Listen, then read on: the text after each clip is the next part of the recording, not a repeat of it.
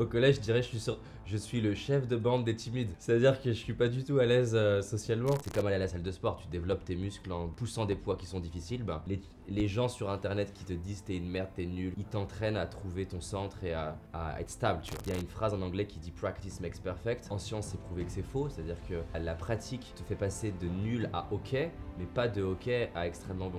Tu vas courir tous les dimanches pendant 25 ans sans progresser. On a la chance d'écrire maintenant la biographie qu'on veut que d'autres gens ou nous-mêmes ou nos enfants puissent lire dans 20 ans. Moi ça m'aide, ça rend humble et ça permet d'être plus au service des gens quand tu vis des moments challengeants. Je tenais vraiment à remercier le sponsor de cette saison 2, il s'agit de Weglot. Weglot, c'est une solution de traduction de site web no-code qui te permet de gérer facilement ton site en plusieurs langues. Très simplement, Weglot traduit et affiche tous les contenus de ton site, ça t'évite ainsi d'avoir à gérer plusieurs sites web pour plusieurs marchés. Et en vrai, ça change tout.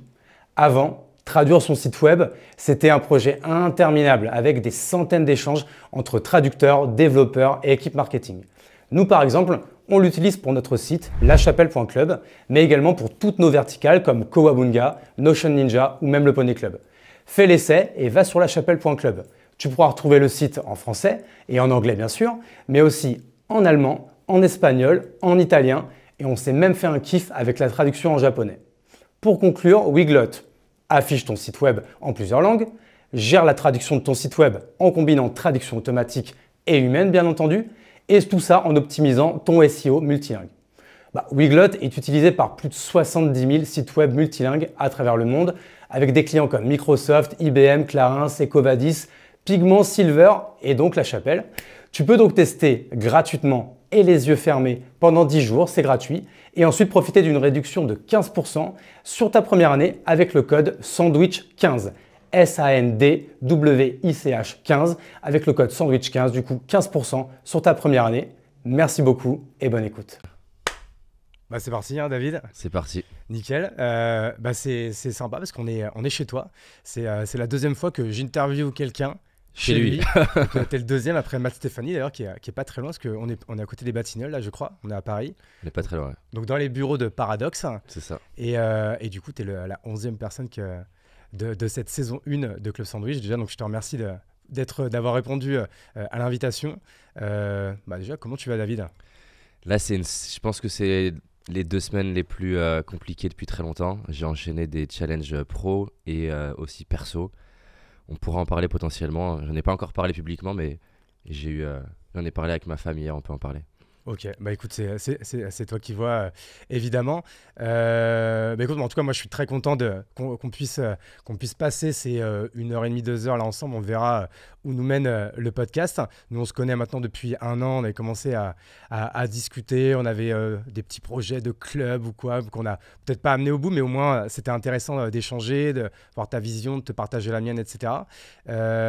On a une histoire aussi sympa, c'est que du coup, tu m'avais invité pour être speaker dans The Game, qui était une conférence, un mastermind que tu avais. C'était un séminaire de 3 jours ou 2 jours, je me souviens plus. C'est ça. Business, et donc c'était fun que tu sois là. Et oui, évidemment, j'avais dit oui, mais ça, sans te le dire, j'étais mort de trouille, mais pendant les 15 jours qui ont précédé, parce que j'avais jamais pris trop la parole comme ça en public.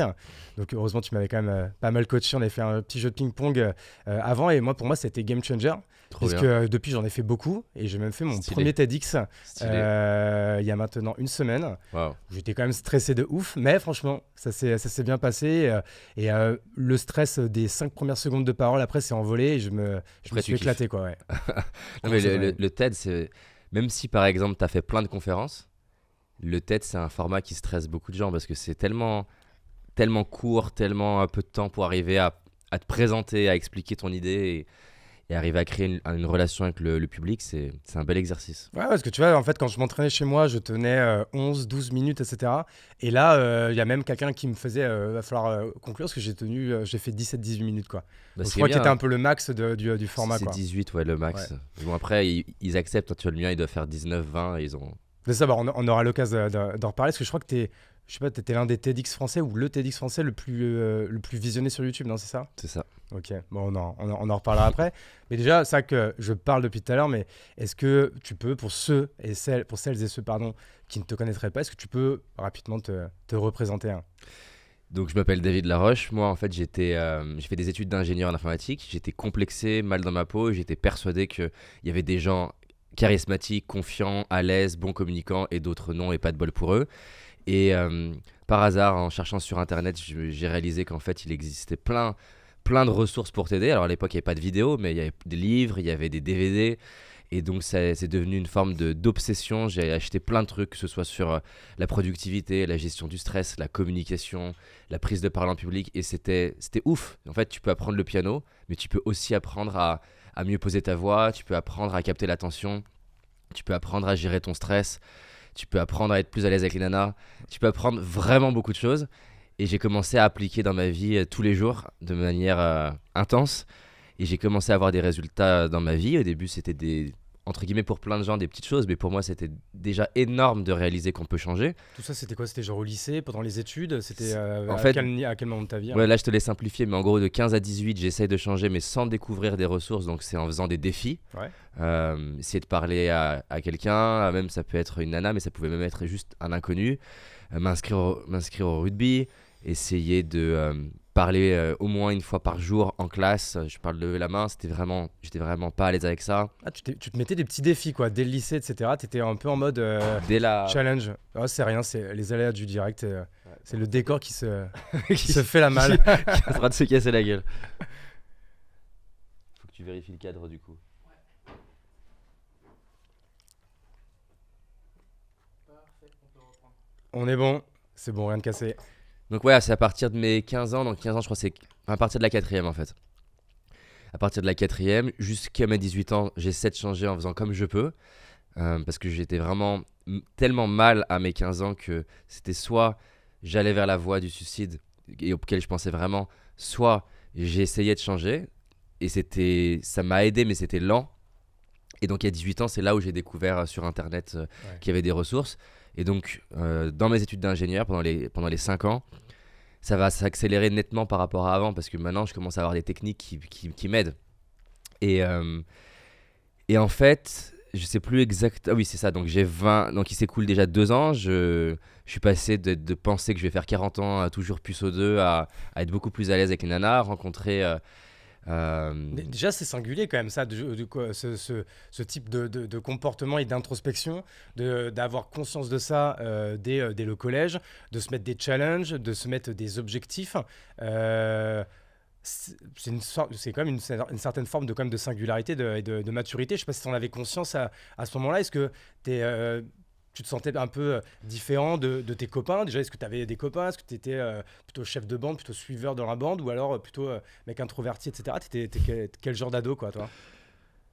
Alors, au collège, je dirais je suis le chef de bande des timides. Ok, ah, c'est bien ça quand même. On le connaît ce profil-là. C'est-à-dire que je suis pas du tout à l'aise socialement, mais donc j'ai deux, trois potes qui sont aussi plutôt timides et dans cette bande de potes, je suis plutôt meneur, mais je suis pas du tout le meneur de la classe. Et du coup, ça joue aux cartes Magic, aux cartes Pokémon, ce genre de choses? Alors, on a... là, tu viens de me replonger dans... Je vais pas te filer des angoisses. Hein. non, c'est pas du tout. Mais on jouait, je me rappelle effectivement beaucoup à la Game Boy avec Pokémon, ça c'était intense. J'essaie de me rappeler parce que j'ai joué beaucoup à Age of Empires 2, mais je sais plus à quel âge c'est ça. Et les MMORPG, je pense que ça arrive plus au lycée. Ouais, je pense, ouais. T'as quel âge toi, David? J'ai 34. Ouais, on est presque de la même génération. T'es 89? 89, ouais. Ouais, moi 88. Ouais. Et donc voilà, et du coup, je me sens... donc je suis pas phobique social, c'est-à-dire qu'il y a vraiment des personnes qui sont pas du tout qui sont incapables de parler à un inconnu. Moi, enfin pas à un inconnu, à quelqu'un. Moi, j'arrive à parler à quelqu'un. C'est dès que c'est une situation où dans ma tête il faut que je performe, donc parler devant tout le monde, aborder un inconnu pour essayer de créer une conversation, essayer de faire rire la classe, tous ces moments-là ils sont très désagréables pour moi. Et ce qui est intéressant, c'est que j'ai des potes qui sont pas plus à l'aise que moi, mais qui le vivent 25 fois mieux. Ouais, c'est-à-dire qu'en fait ils sont timides mais ils s'en foutent. Moi je suis timide mais je me déteste parce que je regarde toujours le mec le plus à l'aise de la classe et je me dis putain, comment ça se fait que je suis pas comme ça en fait? Comment ça se fait que je suis pas à l'aise? Et à la fois, ça va créer du coup, je pense, une des plus dures périodes de ma vie, le collège, lycée, enfin, surtout le collège. Et en même temps, ça a été aussi un cadeau parce que du coup, la douleur, ça fait bouger. Et c'est ça qui m'a fait me mettre en mouvement. Et pour la petite anecdote, que je sais que tu veux pas rentrer trop dans la partie histoire, vu qu'elle a déjà été Non, couverte mais plein de fois. en vrai, ça me va si ça Non, met non, non, du mais je suis contexte et tout, c'est cool. Je suis d'accord d'aller sur d'autres sujets. Euh, et pour la petite anecdote, en gros, ce qui s'est passé, c'est que en quatrième, je crois, la prof de français, elle nous a fait faire du théâtre, ce qui était pour moi la pire chose qu'elle pouvait nous faire faire, dans ma tête, hein, Ouais. parce que je vais devoir me retrouver devant tout le monde. À chaque fois que je suis à l'oral, je suis une merde, je suis nul, c'est vraiment horrible. Et donc, on fait une pièce de théâtre qui s'appelle L'Avare de Molière, qui a été jouée en film par Louis de Funès. Et donc j'ai la cassette VHS et tous les soirs je regarde la scène pendant les 2 mois de préparation pour essayer d'être le moins nul possible. Et donc bref, le jour où on passe, j'ai tellement poncé la cassette et la scène, enfin je la connais plus que... C'est même pas que je connais le texte par cœur, j'ai essayé de faire ces mimiques, ces expressions. Et naturellement, vu que mes potes, et même tous ceux de la classe, ils ont quand même beaucoup moins bossé, quand elle annonce les résultats, là où d'habitude j'ai jamais la moyenne, elle me donne 20 sur 20. Et ça fait partie des trucs qui m'ont créé un déclic de si je bosse, je peux changer. Et ça, c'est une des choses, il y en a eu d'autres, mais c'est une des choses qui ont déclenché le truc de lance-toi des défis, parce que peut-être que je serais pas aussi à l'aise naturellement que plein de gens, mais si je bosse 25 fois plus qu'eux, je peux peut-être les battre même, et au minimum les retrouver. Ah, mais je vois très bien ce que tu veux dire. Déjà, je me reconnais un petit peu aussi dans ton histoire, etc. Et tu as utilisé un mot en fait, qui est intéressant, tu as utilisé le mot performance. En fait, tu vois, par exemple, quand moi, je parlais du TEDx tout à l'heure, qui pour moi, monter sur scène et faire un TEDx et le réussir et me sentir bien, c'était du domaine de la performance. C'est-à-dire que j'ai commencé à me préparer un mois à l'avance. Les 10 jours qui ont précédé, tous les jours, je me préparais pendant 1 heure, etc. C'était une compétition avec moi-même. Alors, pour le coup, je n'étais pas en compétition avec les autres. Les autres, j'étais vraiment en mode compète avec moi-même. Parce qu'en fait, c'est pas naturel. Alors que c'est vrai qu'il y a des gens. Parce que tu vois, moi, par exemple, je peux donner le nom. Il y a un mec qui passait juste avant moi. Il s'appelle Sacha. Il a 20 piges. Il a déjà une startup qui s'appelle Revoltrain. Je ne sais pas si tu as entendu parler. C'est une headtech incroyable. Okay. Donc le mec, il a 20 piges. Moi, à son âge, je rentrais en école de commerce. Je pense que je savais juste rien faire. Le mec, il vient de lever 3,5 millions. Il a une boîte qui fait déjà je sais plus combien de MRR. C'est assez extraordinaire. Trop bien. Et le mec, il arrivait en mode, il me dit, t'as bossé? Je fais, bah ouais. Je fais genre, oui, j'ai un peu bossé. Alors qu'en vrai, j'ai grave bossé. Et lui, il arrive, il avait à peine quelques notes. Et il me dit, oh, je les ai pris au cas où, mais il les a même pas regardés. Et le mec, il a fait une masterclass, main dans les poches, micro en main. Et il a juste emmené toute la salle. Et il était incroyable. Donc, tu vois, il y a des gens, et on voyait qu'il n'était pas stressé du tout. Il y a des gens pour qui, voilà, c'est inné. Et donc, du coup, eux, ils sont pas dans la performance, ils sont dans la. Je trouverais pas le mot, ils sont dans la. Dans l'exécution, quoi. Alors, pour des gens peut-être plutôt comme nous, etc., cet exercice, de base, je pense que maintenant je le fais bien. Tu vois, c'est-à-dire que donc, quand j'ai fait ta conférence, etc., j'ai reçu énormément de messages après, etc. C'était un vrai game changer pour moi. Mais pourtant, les gens, ils n'ont même pas idée à quel point j'étais juste en nage, à quel point j'ai stressé de ouf pendant 2 semaines avant ça. Mais j'ai quand même été bon. Mais parce que j'ai bossé et que pour moi, c'était une performance, en fait. Tu vois. Non, c'est clair, c'était ça le truc pour moi, c'est que je me demandais d'être performant à beaucoup d'endroits, pas que dans les TED à l'époque, partout. Et donc, du coup, je me trouvais nul. Donc voilà, à 18 ans, je découvre tout ce qui est lecture et livres, et ça va vraiment m'aider à beaucoup plus changer. À 20 ans, 21 ans, je me paye une formation qui dure 9 jours sur un peu tout ce qui est coaching, psychologie. Là, j'ai une forme de coup de cœur. Je sais pas que je veux faire ça de ma vie en tant qu'activité pro. Par contre, je sais que je veux faire ça dans ma vie. C'est-à-dire parce qu'en fait, je vois pour la première fois une forme de coaching devant tout le monde. C'était un groupe de 30 personnes. Hein. Et enfin voilà, ça m'a touché, ça m'a mis les larmes aux yeux. Je me suis dit, c'est ouf. Et donc là, à partir de ce moment-là, je vais passer à un autre stade qui est de commencer à essayer de partager. C'est-à-dire que je partageais à mes potes. J'ai embarqué des potes dans mes livres de séduction. Tiens, lis tel truc, on part en boîte de nuit, on va essayer. Mais là, à partir de ce moment-là, je vais faire ma première conférence dans la rue. Donc, je l'ai déjà plein de fois raconté, je ne vais pas passer dans les détails, mais j'organise une première conférence gratuite dans la rue. J'adore depuis très longtemps tout ce qui est montage vidéo et caméra. Donc, je me suis acheté une caméra. Et à partir de ce moment-là, en fait, c'est le début de YouTube. C'est-à-dire que tu vois des Norman qui font des vidéos, Cyprien, etc. Ok, donc là, c'est quoi? C'est il y a une dizaine d'années, quoi. C'est en 2010. Ouais, donc c'est vrai que c'est 2010, donc en fait, ça fait même presque 15 ans, quoi. Ouais. Donc en fait, c'est ça. Moi, c'est vrai que c'est une chose dont je voulais vraiment qu'on parle, parce que c'est vrai que c'est quelque chose que quand même tu incarnes et dont tu fais partie aussi des précurseurs et qui fait partie intégrante en fait du système que tu as créé, c'est-à-dire en fait la fabrication et l'élaboration et le développement de ta marque personnelle. Donc toi, tu as un ADN qui est très porté vers la prise de parole et la vidéo, si je comprends bien, que ça a tout de suite été ça. En fait, c'est ça, c'est-à-dire que je m'étais acheté une formation levier, sur le blogging à l'époque. Donc c'était l'explosion du blogging. Il fallait faire un blog, écrire des articles. Et en fait, j'ai écrit 12 articles. J'ai eu l'impression que j'allais décéder parce que c'était vraiment pas pour moi, en tout cas à l'époque. Et il y avait personne sur YouTube qui donnait des conseils ou qui partageait des concepts. C'était soit des vidéos humoristiques, soit il y avait TED déjà qui existait, mais c'était vraiment sur scène, tu vois, et donc c'était un pari parce que même aux US il n'y avait pas vraiment d'exemple face cam. Aujourd'hui, ce que je dis ça paraît banal. C'est vrai que maintenant en fait c'est fou là que tu parles d'un temps où il n'y avait pas ce genre de choses en termes de contenu, alors que maintenant c'est juste partout, quoi. Voilà, il n'y avait personne, en tout cas que j'ai trouvé, en face cam en train de te partager autre que de l'humour des concepts de productivité, développement personnel, etc. Et donc du coup, moi vu que j'ai toujours aimé la vidéo, j'aime la tech parce que c'est pour ça que je faisais des études d'ingénieur, je me suis dit j'ai envie de progresser à l'oral et j'ai envie de partager aux gens ce qui moi m'aide. C'est comme si ça ressemblait tout, c'est-à-dire que je vais pouvoir donner à des gens en vidéo. En vidéo, c'est hyper violent parce que tu vois tes micro-expressions, t'entends ta voix, c'est horrible. En plus, les gens, ils sont ignobles sur YouTube, ils te défoncent. C'est-à-dire que si tu as envie de développer ton amour de soi, YouTube, c'est un super terrain d'entraînement. Ouais, et si tu as envie de te tailler les veines, tu vas sur TikTok ou Twitter. Oui, mais de manière générale, en tout cas, ce que j'entends par là, c'est que paradoxalement, tu développes plus ton amour de toi en te faisant défoncer qu'en étant valorisé. Parce qu'en étant valorisé, c'est un amour qui est hyper fragile. C'est comme aller à la salle de sport, tu développes tes muscles en poussant des poids qui sont difficiles.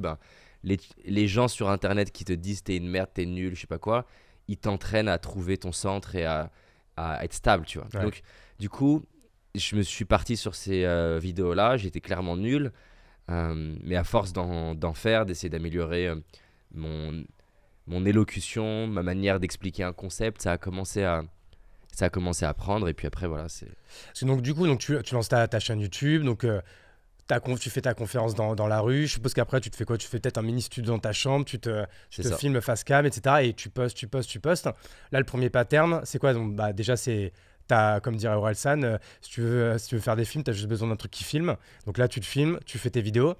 Et qu'est-ce qui explique on va dire pas le début du succès, mais le fait que ça prenne?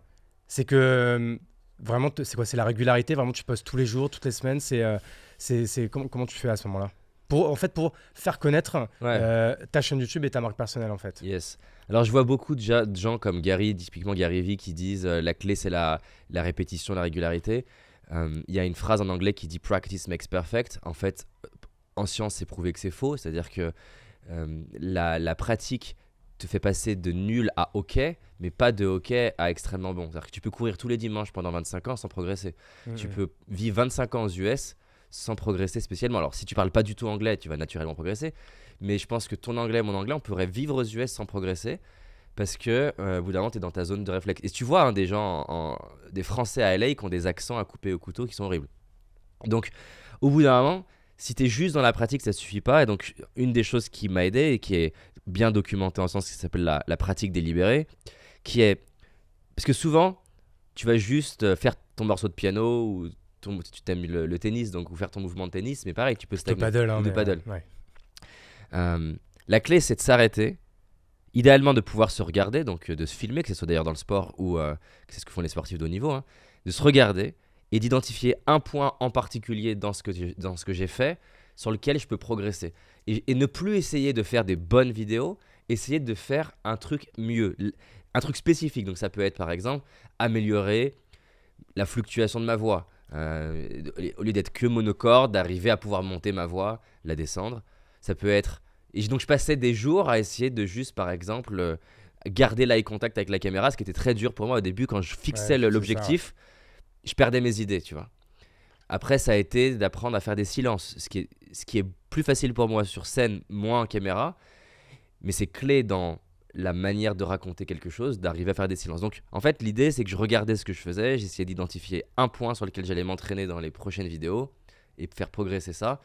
Et je tournais sur 3 choses, enfin 4 du coup. En parallèle je faisais des vidéos sur YouTube, je faisais des ateliers conférences le soir à Lyon à 19 € ou 10, je sais plus si les premiers c'était peut-être 10 €. J'en faisais 2 par soir, c'était pas rentable. Hein. 2 par semaine plutôt? 2 par soir. Ah, 2 tous les soirs? Ouais, pas 7 soirs sur 7, mais on va dire 4 soirs sur 7. Et comment tu faisais? Comment tu les remplissais? Où est-ce que tu avais ton audience à ce moment-là? Donc, audience, c'est un grand mot parce qu'à ce moment-là, c'est quand je dis je fais des ateliers conférences, les gens à la base, ils sont une personne, ils sont 2 personnes, c'est vraiment tout petit. Ouais, ok. Mais donc, en fait, comment ça se remplit, c'est que je fais mes vidéos YouTube, j'organise ces conférences, ateliers le soir. Je mets un petit peu de publicité, donc je teste différents canaux d'acquisition à l'époque, d'événements, etc. Sachant que les 3/4 vont s'avérer même pas avoir de ROI si tu perds de l'argent. Mais ça me permet d'identifier ceux qui marchent un peu mieux. C'est pas incroyable, mais ça me permet de passer de 0 personne à 4 personnes dans ma salle. Ouais. Ce qui fait qu'au moins je peux en faire. Et au bout d'un moment, ce qui va se passer, c'est que le mix de mes vidéos sont un peu meilleures. Et je dis, voilà, j'ai fait des conférences. Donc potentiellement, au bout d'un moment, j'ai une personne qui vient de YouTube. J'en ai 3 qui viennent de la pub.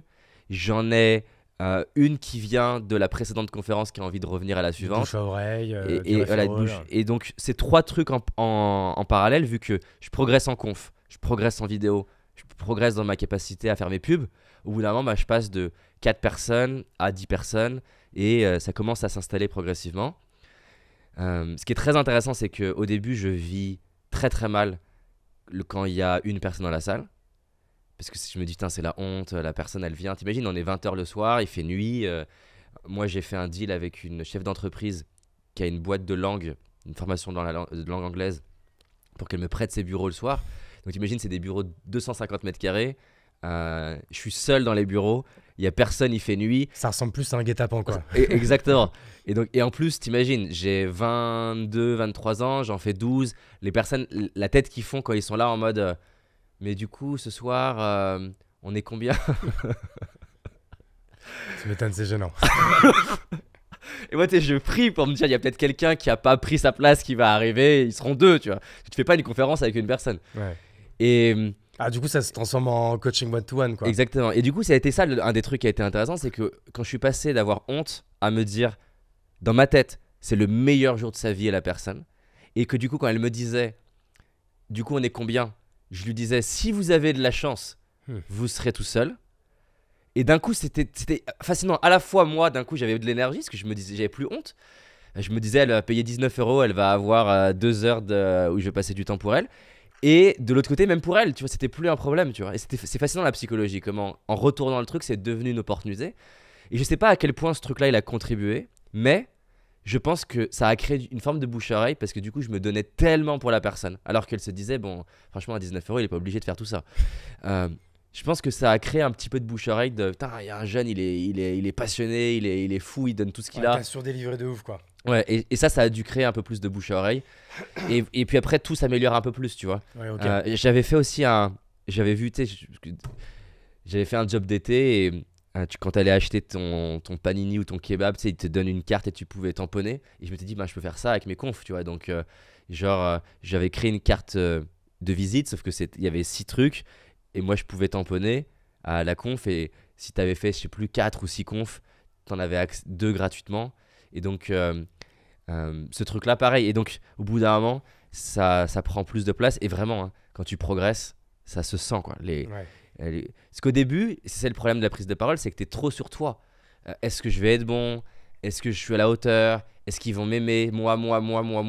Alors que le principe même de prendre la parole, c'est que c'est pour les autres. Ouais, est-ce qu'ils vont kiffer? Est-ce qu'ils vont avoir de la valeur? Est-ce qu'ils vont revenir? Est-ce qu'ils vont en parler, etc. Mais surtout, est-ce qu'ils vont kiffer? Est-ce que je vais les impacter? Est-ce que je vais pouvoir leur apporter de la valeur? Et quand tu passes de moi à eux, et qu'en fait tu arrives sur scène avec je veux les servir, et ben il y a un truc qui change. Déjà, t'es pas le même. Ton stress disparaît, t'es focalisé sur eux, les gens ils sentent que t'es là pour eux. T'es pas en train d'essayer de t'écouter toi-même, quoi. Et du coup, t'es moins, tu vois, j'étais en train en fait de un peu, pas de boire tes paroles, mais d'imprégner ce que tu dis par rapport du coup, tu vois, au TEDx que j'ai fait il y a 2 semaines. Et en effet, c'est vrai que moi, ce qui m'a stressé, c'est qu'en fait, t'es porté sur toi, en fait, limite, moi, qu'il y ait 10 personnes, 100 personnes ou 1000 personnes dans la salle, en fait, limite, ça changeait rien pour moi. J'étais, en fait, auto-centré, égocentré sur ma performance et c'est ça qui me stressait. Alors que t'as raison, si je m'étais dit, il faut que je donne le meilleur pour les gens, et moi, je sais très bien le faire en one-to-one, je fais énormément de motorique, de coaching, etc. Et franchement, je pense que je suis bon, tu vois, dans l'exercice. Donc, en fait, normalement, ça devrait pas me poser de problème si, justement, je pense à la personne avant de penser à moi. Quand je suis en mentoring, je pense pas à moi, je me dis la personne à la payer. Je veux absolument qu'elle en ait pour son argent, qu'elle kiffe, qu'elle ait de la valeur, que ça lui serve. Et donc pendant 1 heure, moi, à la fin d'1 heure de coaching, je suis en sueur parce que j'ai tout donné, quoi. Bah, c'est la même chose. Et en fait, souvent avec le groupe, on a l'impression que c'est d'un coup un groupe de gens qui te regardent. Et souvent, une des clés, c'est de... Alors, tu peux plus ou moins en fonction des types de salles, parce que des fois, tu es aveuglé par la lumière. Mais moi, je demande souvent à pouvoir voir la salle. Et ce que j'aime bien, c'est avoir un vrai eye contact avec une personne dans la salle que je connais pas, hein, et je survole. Et en fait, le fait d'avoir d'un coup la regarder dans les yeux à un moment donné, et j'essaie de sentir en moi, je veux la servir, je veux te servir toi. Et ça me met dans un autre mode, tu vois. Et je passe. Hier, je faisais une conf pour Le Wagon. Pour ceux qui connaissent pas, c'est une boîte de formation qui je trouve assez stylée dans tout ce qui est data et très avant-gardiste dans tout ce qui est métier de l'éducation, etc. Ouais, ils sont très forts.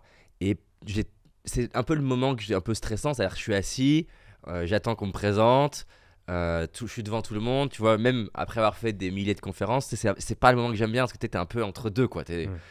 Et là, au lieu d'être centré sur moi, encore une fois, j'essaie de regarder des gens dans les yeux et tu vois, avec en moi ce truc de je te connais pas mais j'ai envie de te servir. Et ça change mon état interne, ça me met en mode je suis là pour quelque chose, je suis là pour contribuer. J'avoue que moi aussi je fais ça, j'en choisis toujours 3 ou 4, parce que si t'en choisis qu'un, le mec à un moment donné, le mec ou la bien nana, sûr, il va peut te dire, prendre un psychopathe. Qu'est-ce qu'il me veut lui, c'est un psychopathe ou quoi.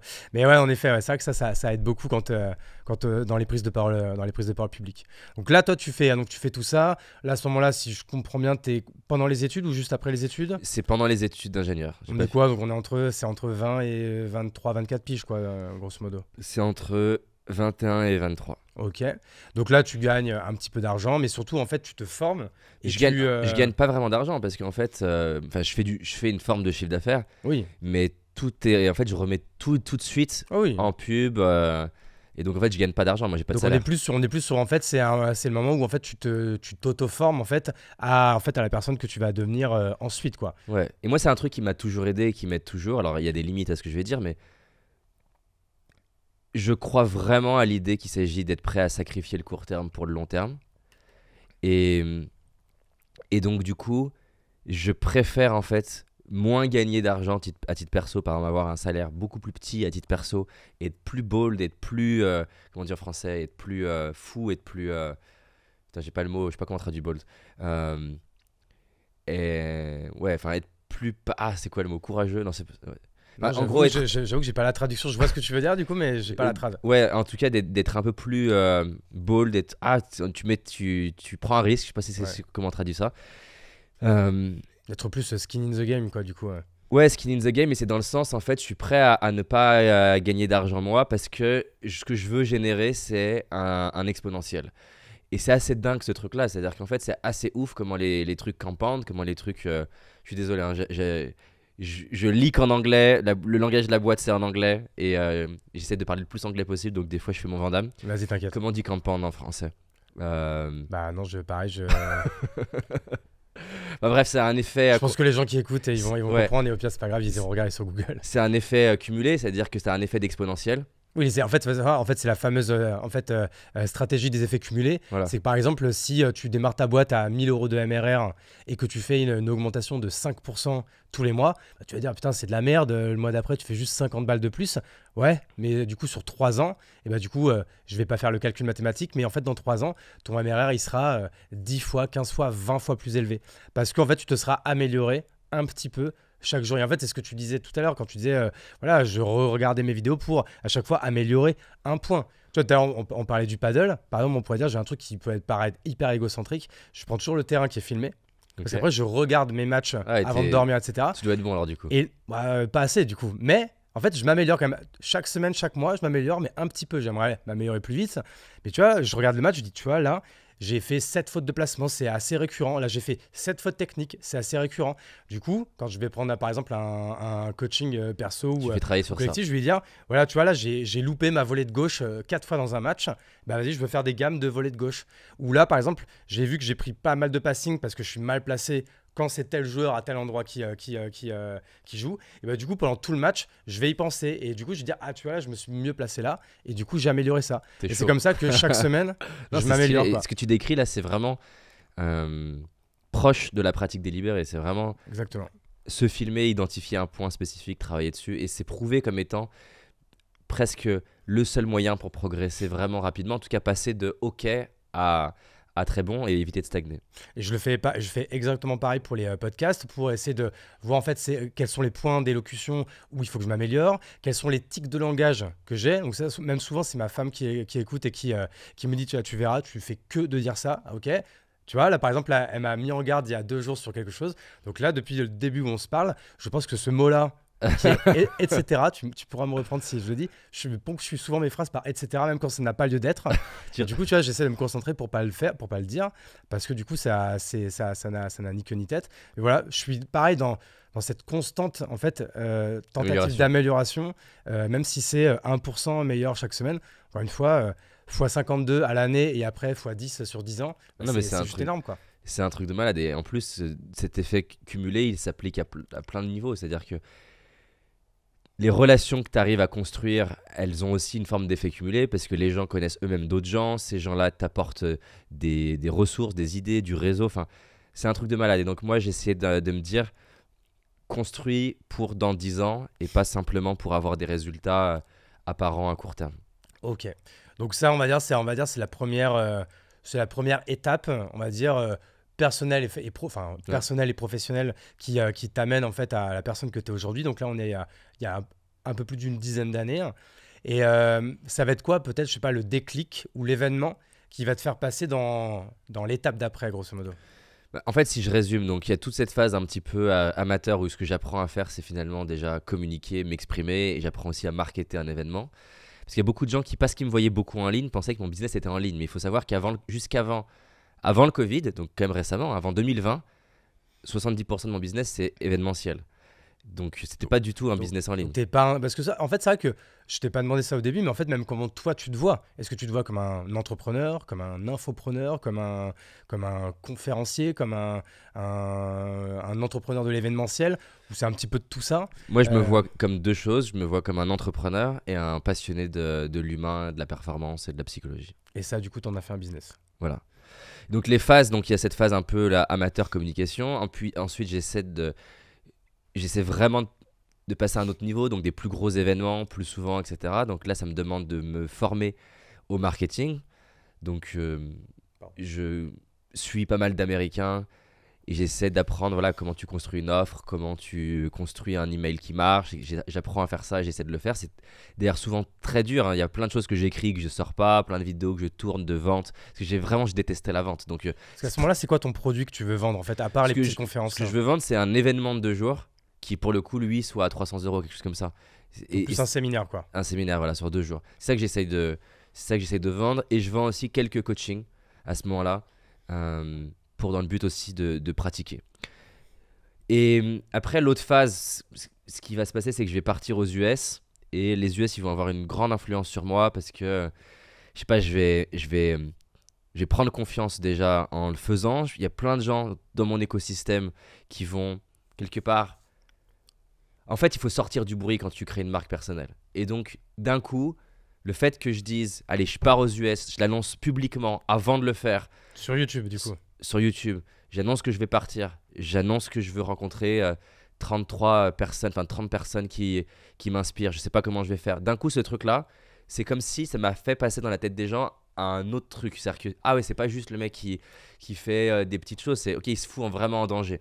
Et le fait de me mettre en danger comme ça, que ce soit pour les US et en plus de finir par réussir à avoir des interviews qui pour moi à l'époque sont vraiment stylées, hein. Seth Godin qui est quand même vraiment ouf, c'était ma première interview à Et New en York plus en anglais. en anglais. Darren Hardy pour moi c'était vraiment inspirant pour moi, donc l'effet cumulé et d'autres personnes. Il y avait le CEO de WikiHow qui est un genre de Wikipédia mais plus visuel, donc c'était dingue pour moi d'arriver à les avoir et à passer du temps avec eux avec un anglais de merde. Il s'est passé plein de trucs de ouf dans ma vie à ce moment-là, ça m'a aidé à penser plus grand, j'ai pris confiance en moi, ça a créé une hype un peu autour de moi quand je suis revenu en France, et du coup j'étais dans cette démarche des 15 ans, mais de me donner des défis. Donc ça pouvait être ça pouvait être ok, allez, je lance un one man show, et pareil les gens ils étaient en mode il est fou. J'ai annoncé, Tu l'as vraiment fait ça? je l'ai vraiment fait, ouais. C'était en 2014 après mon défi de 2013 des US. C'était ok, je fais un one man show, et donc Je sais pas cette histoire. je réserve le Pasino d'Aix-en-Provence, c'est 1200 places. Ah ouais, t'es chaud de ouf. Sachant que la conf la plus grande de ma vie à ce moment-là, c'est 380. Donc, c'est-à-dire qu'en fait, je vais faire x4 sur un format que je connais pas, qui est l'humour. Et l'humour est ma phobie à ce moment-là. Mais c'est en mode... c'est mon message, en fait. Mon message que c'est de passer aux gens, c'est voilà... À ce moment-là, hein, il est différent au message d'aujourd'hui, mais à ce moment-là, c'est vraiment... Tu peux changer ta vie, confronte-toi à tes peurs, en tout cas pour les choses qui ont du sens pour toi, et fais-le. Donc... Ça a été la misère de le remplir. Vraiment, j'ai dû appeler tous les gens que je connaissais pour qu'ils m'aident à le remplir. Ça, pour le coup, ça m'intéresse. En fait, à partir du moment où tu prends cette décision, c'est quoi en fait les étapes jusqu'au résultat? Parce que déjà, quand même, plus que de le remplir, déjà, il faut écrire un spectacle quand même. Ah non, mais c'est horrible. Il faut écrire des vannes, il faut les travailler, faut... Alors, je vais même souvent en fait un spectacle, limite il se rôde en fait, Ouais. les vannes, elles marchent pas du premier coup, etc. Faut les tester. Alors vas-y, toi, c'était quoi déjà le laps de temps que tu avais, que tu Donc je pense t'étais que laissé? j'ai booké la salle en juillet pour... Non, en juin, pardon, pour octobre. Ouais, donc le lendemain presque quand même. Voilà. Et en fait, ce qui s'est passé, c'est que donc, j'ai bloqué la salle, j'ai fait le paiement. Et là, j'ai vraiment pas le choix, quoi, maintenant. Et donc, je me suis inscrit à un stage de théâtre d'impro qui était fin août, qui durait, il y avait 2 fois une semaine. J'ai fait 2 semaines de ça pour essayer d'apprendre des techniques. Ce qui m'a déprimé, parce qu'au final, quand j'ai annoncé que j'avais mon spectacle juste après, le prof, il comprenait pas. Alors qu'on comprenne le contexte, je voulais pas faire de l'humour pur humour, hein. Je voulais que le spectacle s'appelait J'ai failli foirer ma vie. Et c'était utiliser l'humour pour raconter des trucs qui puissent aider les gens. Donc, tu prenais un risque, mais tu allais quand même aussi sur un terrain non, bien sûr, que tu je connaissais quand même. C'était pas non plus le saut dans le vide 100%, quoi. C'était pas 100% dans le vide, mais je peux t'assurer que Mais je un le peu quand vivais même. comme dans le vide. Ouais. Et à ce moment-là, ma chérie qui est devenue ma femme, elle me reconnaît pas. C'est-à-dire que juillet août, je suis une loque. J'ai mal, je suis pas bien. Je me dis mais qu'est-ce que j'ai fait? Je vais pas y arriver. Donc je fais ce stage, ça va pas mieux. Et en fait, je m'étais dit bon, j'ai 1200 places. Il faut que j'ai des étapes d'intermédiaire. Donc je vais réserver un théâtre qui s'appelle le théâtre Adyar, qui est une salle de 380 personnes que je connaissais du coup. Et je me suis dit, je fais ma première à Paris le 4 septembre. Le stage de théâtre d'impro est fini genre le 28 août. J'avais une conférence à Aix-en-Provence le 3 septembre. Le 3 septembre, j'ai pas de spectacle écrit. Tellement, en fait, je n'y arrive pas. C'est-à-dire que je me mets devant. Et là, c'est ma chérie dans le train d'Aix-en-Provence à Paris, la veille du spectacle, qui me dit comment tu fais en fait. Comment tu fais? Putain, je sais même pas comment t'as fait pour y aller. Moi, j'aurais tout annulé, quoi. Et là, franchement, c'est la panique. Et donc, du coup, c'est elle m'a dit bon, ouvre ton ordi. Et on a commencé à lister toutes les choses que je disais en conf ou en séminaire qui étaient drôles. Et surtout, en fait, où t'es à l'aise aussi, quoi, tu vois. Voilà, et donc des anecdotes, une trame, quoi, en fait. des anecdotes, des histoires que je connaissais, qui je voyais qu'elles marchaient. On a listé tout ça. Par contre, le problème, c'est c'est une chose d'avoir des scénettes, mais il faut une trame entre elles, quoi. Il faut une trame entre elles et il faut t'en rappeler aussi. Ouais. Parce que quand t'as le stress, t'as tendance à avoir un rapport à la mémoire qui est différent. Ouais. Donc du coup, on s'est dit comment on fait. Et donc en fait, le spectacle commence par désolé, je ne connais pas mon spectacle. Donc les gens ils pensent que c'est une vanne, mais c'est pas une vanne. Et en fait, j'arrive avec mon écran. Je pose un écran que moi qui vois. J'ai des slides en fait, mais pas des slides que eux ils voient, mais juste moi pour me rappeler c'est quoi l'enchaînement des histoires, quoi, des histoires un peu drôles. Et donc du coup là, ça c'est le 4 septembre. Puis entre le 4 septembre et le 14 octobre, je vais essayer de faire des dates à Lyon, à Lille, Ah oui, donc tu as quand même fait une sorte de, quand même, de petit mini-rodage avant la grande date quand même. Voilà, mais c'est 380, donc c'est un rodage en force. Ouais, parce que c'est un rodage pas mal, hein. Quand tu regardes les humoristes, Non, ils vont genre au Paname, ils vont devant 50 ouais, personnes. Gad, c'est 15 personnes, 20 personnes. Ouais, c'est ça.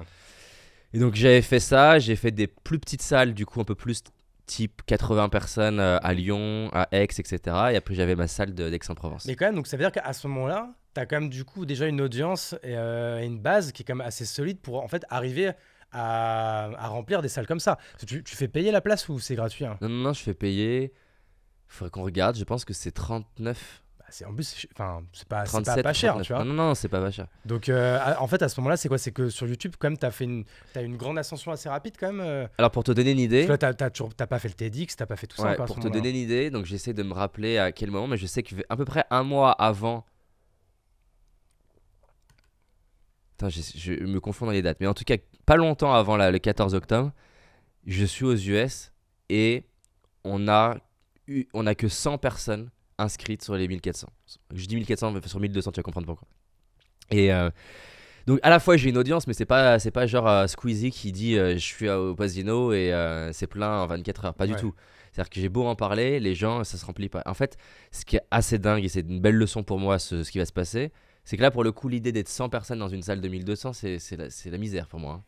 T'as l'impression que t'es seul à nouveau dans une grande salle, enfin dans une salle de 50 mètres carrés. Et là, je sais pas, en fait, je fais des vidéos tous les jours à propos de ça. Je prends mon porte-voix à Aix-en-Provence et je parle dans les rues d'Aix-en-Provence. Et je finis par avoir des médias locaux de la Provence qui en parlent. J'appelle tous les gens que je connais pour est-ce que tu peux en envoyer à ton audience et venir avec des personnes. Et en fait, au bout d'un moment, c'est assez dingue. Et c'est pour ça d'ailleurs que je vais avoir un autre problème. C'est que vu que je gère pas bien les billetteries et que dans ma tête, jamais je vais être plein. C'est-à-dire que si déjà j'arrive à 800, c'est incroyable. Et en fait, ce qui va se passer, c'est assez fou comment des fois les ventes, c'est vraiment dans les derniers moments. Il va avoir une explosion des ventes dans les dernières 48 heures. Et moi, j'ai pas mis des limites de billetterie. Ah, ok. Et donc, on va se retrouver à avoir. C'est 1200 places officielles. Et on va avoir 1500 personnes qui vont venir. Le théâtre, ils vont accepter d'en accueillir 200 en plus que les normes de sécurité. Et je sais plus combien, je dis 100, peut-être un peu moins. Mais je sais que ça a été douloureux pour nous à vivre. C'est-à-dire des gens qui venaient de Lille, on pouvait pas faire remplir, on pouvait pas rentrer. Donc, ça a été la misère. J'ai été extrêmement nul sur cette date-là. J'étais trop stressé. On a démarré 45 minutes en retard parce que j'avais pas d'équipe. Enfin, je veux dire, on était 2 ou 3 à accueillir 1200 personnes. Ouais, j'étais pas du tout calibré pour gérer à la fois l'organisation que ça impliquait. J'étais pas du tout non plus en calibré sur. En fait, je suis monté sur scène et là, c'était la panique parce que quand t'as 380 personnes, les gens du fond, tu les vois. Tu vois leur visage. Et là, je suis rentré. Et d'un coup, j'ai 1400 personnes et je ne vois pas les gens. Et en fait, c'est comme si j'avais l'impression que ma voix ne portait que pour les 5 premiers rangs ou les 10 premiers rangs. Et c'était effrayant quoi, de me retrouver avec une scène qui faisait la taille du théâtre précédent. Et donc, là, pour le coup, moi, ça a fait l'inverse de ton TED. C'est-à-dire que j'étais censé faire, je pense, 1h20, un truc comme ça. Et j'étais tellement stressé que j'ai démarré 40 minutes en retard, j'ai fini à l'heure. Pour te dire, j'ai parlé extrêmement vite. Enfin, moi, c'était dur. En plus, je m'étais dit, allez, je me mets en danger. Donc, j'avais investi sur une équipe de prod que j'ai d'ailleurs jamais refait en plus, aussi avec une grue. Il y avait une immense grue avec la caméra. Il y avait 4 caméras. Il y a encore des vidéos de ça en ligne? Ah oui, pas le spectacle, on l'a jamais diffusé parce que j'ai mis du temps à digérer d'avoir été aussi nul. Et par contre, si tu regardes les jingles de plein de mes vidéos, tu vois des plans de ce spectacle. Ça m'a permis au minimum d'avoir des plans stylés en mode grue qui sont ouf. Tu vois, t'imagines. Et tu voudrais pas l'assumer maintenant de montrer en mode voici un exemple de ce qu'il ne faut pas faire et tu racontes cette histoire et tu balances la vidéo? Pourquoi pas? Après, ce qui s'est passé, c'est que j'avais une dernière date au théâtre qui est une super salle à côté des Champs-Élysées, devant. Comment c'est? Je vais me retrouver. Bref, c'est un théâtre un peu prestigieux. 800 places à Paris, c'était ma dernière. Et là, j'ai été vraiment j'étais détendu, j'étais en forme. Celui-là, on pourrait un jour le diffuser, hein. C'est pas au niveau d'un humoriste qui fait ça depuis son enfance, mais les gens ont kiffé, et c'était fun à vivre. Donc bref, du coup, tous ces trucs-là, les US, le spectacle, mais c'est aussi des défis perso. Je disais, voilà, à Noël, je vais prendre mon père dans les bras parce que j'étais pas à l'aise dans ma relation avec lui. Et donc, les gens, ils ont kiffé le côté. Le mec, il donne pas des trucs théoriques qu'il a lus, mais des trucs qu'il vit. Et donc, vu que je racontais, ouais, ça a commencé à prendre plus d'ampleur. Ça m'amène en, on va dire, 2017, si on finit. Là, tu as déjà plusieurs dizaines de milliers d'abonnés. T'es quand même, oui, t'es déjà pas mal suivi là quand même. Oui, là, on a beaucoup d'abonnés. Ça amène vers 2017, où là, je pense qu'on fait 4 millions de chiffre d'affaires. Donc là, il y a déjà Paradox ou c'est une autre boîte, hein? Non, c'est juste avant, justement. Et donc, 2017, je passe par une phase un peu avide, où j'ai réalisé tous mes rêves. A plus loin vide ou avide? Le mot avide. Non, avide. Avide. Ok. Donc, je me sens pas bien. Enfin, c'est un peu comme c'était prouvé il y a beaucoup de sportifs qui, après une Coupe du Monde, quand ils l'ont gagnée, passent une phase de dépression. Parce que tu sais, quand t'as focalisé sur des buts pendant des années et c'est fait, t'étais un peu en mode après, il y a quoi? Comme un couple après le mariage, après le jour du mariage. Ouais, par exemple. Qu'ils ont fantasmé toute leur vie, puis de manière intense, 1 an ou 2 pour l'organisation, une fois que l'événement est passé. C'est ça. Et donc, du coup, là, j'avais réalisé mes rêves financiers, les gens que je voulais rencontrer, mes rêves de notoriété. Et donc, je suis passé par une phase à me rechercher. C'est comme ça que Paradox est né. De me dire, au final, j'ai envie de rassembler mes 3 passions dans une boîte qui sont clairement, comme on l'a dit, la psychologie et la performance, la pédagogie, l'art de raconter des histoires, la manière d'expliquer qui est vraiment quelque chose que j'adore, et la technologie. Et donc, du coup, je me suis dit, voilà, c'est fun d'avoir vécu l'expérience de la marque personnelle uniquement. Je me suis dit, je veux créer une marque qui me dépasse, qui soit au-delà de mon nom. Donc, chercher un nom que je trouve stylé, qui marche en français, en anglais, qui ait du sens, parce que Paradox, c'est un des mots que j'utilisais déjà beaucoup dans mes confs. Parce qu'en fait, pour moi, l'excellence repose sur des paradoxes. Par exemple, être un bon orateur, c'est savoir parler, mais aussi faire des silences. Savoir être un manager, c'est savoir être bien sûr présent, soutenir, mais aussi parfois savoir challenger, être confrontant. Et en fait, dans tous les domaines, tu as besoin d'arriver à embrasser des trucs qui semblent s'opposer. C'est-à-dire que pour réussir un projet, tu as besoin à la fois de désirer vraiment d'y arriver, mais en même temps, si tu ne fais que trop désirer réussir, ça va te créer une peur de ne pas y arriver. Et paradoxalement, tu es performant quand à la fois tu veux y arriver, mais quelque part, que foirer, c'est OK aussi. Et quand tu es au mix des deux, tu es souvent dans une forme d'état un peu de présence et de flow. Et donc, du coup, je voulais aussi vivre une aventure collective.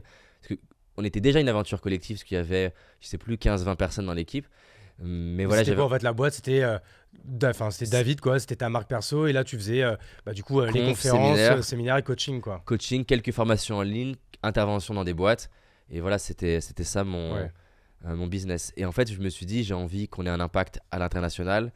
J'ai envie qu'on utilise plus de la tech. J'ai envie qu'on puisse créer des produits qui soient d'un autre niveau par rapport à ce qui se fait sur le marché. Donc, du coup, recruter des learning designers qui sont là pour améliorer la pédagogie, voir comment on utilise l'IA, parce qu'il y a vraiment beaucoup de potentiel pour améliorer l'apprentissage des gens.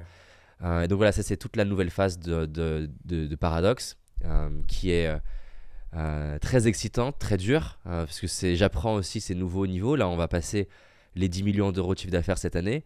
Mais paradoxalement, on n'a jamais brûlé autant d'argent parce que le revenu, il a monté, mais la payroll, la masse salariale, elle a monté beaucoup plus vite que le revenu. Mais ça, je pense qu'après, on en parlera un petit peu de ton... alors, je pense que ton 0 to 1, du coup, c'est un peu le avant Paradox. Ouais. Et après, donc, avec Paradox, tu vis le 1 à 5 millions ou non? En fait, quand tu montes Paradox, tu me disais que tu étais déjà à 4, hein, c'est ça? Ouais. 4, 5, je sais plus exactement, mais oui, en tout cas. En fait, je suis allé très vite. Le 5 à 10, quoi. J'ai galéré de 0 à 30 000 euros, on va dire, parce que j'étais nul partout. Je suis allé très vite de 30 000 à 3 millions. J'ai galéré à 3 millions, parce qu'en fait, j'ai construit une tour de Pise qui. Tout n'était pas construit, c'est-à-dire j'avais pas mis en place de support client, j'avais pas de gestion administrative, de gestion comptable correcte, j'avais pas d'automatisation, et donc j'avais une marque personnelle forte et j'étais dans mon domaine bon, Mais en fait, c'était comme si j'avais un produit qui était top, mais pas toutes les. Parce que le produit, c'est bien, mais il y a toute la relation client autour, c'est l'expérience client. Ça, autour, c'était pas ouf. C'était vraiment. Quand t'arrivais au séminaire, c'était ouf, mais avant, après, tu vois, c'était pas bien organisé. Voilà, tous les autres éléments et les départements de la boîte n'étaient pas gérés. Donc, du coup, naturellement, c'est une phase que beaucoup d'entrepreneurs vivent souvent un peu plus tôt. Souvent, c'est plus vers les 1 million. Où, en fait. Et ben d'un coup tu te mets à être moins bon parce que tu essaies d'être partout et naturellement en étant partout tu le fais pas très bien, en plus t'es pas le meilleur. C'est surtout qu'en fait le premier million tu l'atteins avec ta zone de génie, donc Voilà. avec ta zone naturelle. Donc en fait pour reprendre le mot de tout à l'heure, on est moins dans la performance, on est plus dans l'exécution de ce qu'on sait très bien faire, mais c'est pour après en fait casser des paliers, casser des plafonds, qu'il va falloir justement être dans la performance, dans la formation continue, dans l'amélioration, et c'est là que ça devient plus difficile quoi. C'est clair. Et là tu apprends vraiment des nouveaux métiers qui à la base tu penses ne pas les aimer. C'est-à-dire que vraiment un bilan, enfin ça me faisait gerber un bilan à l'époque.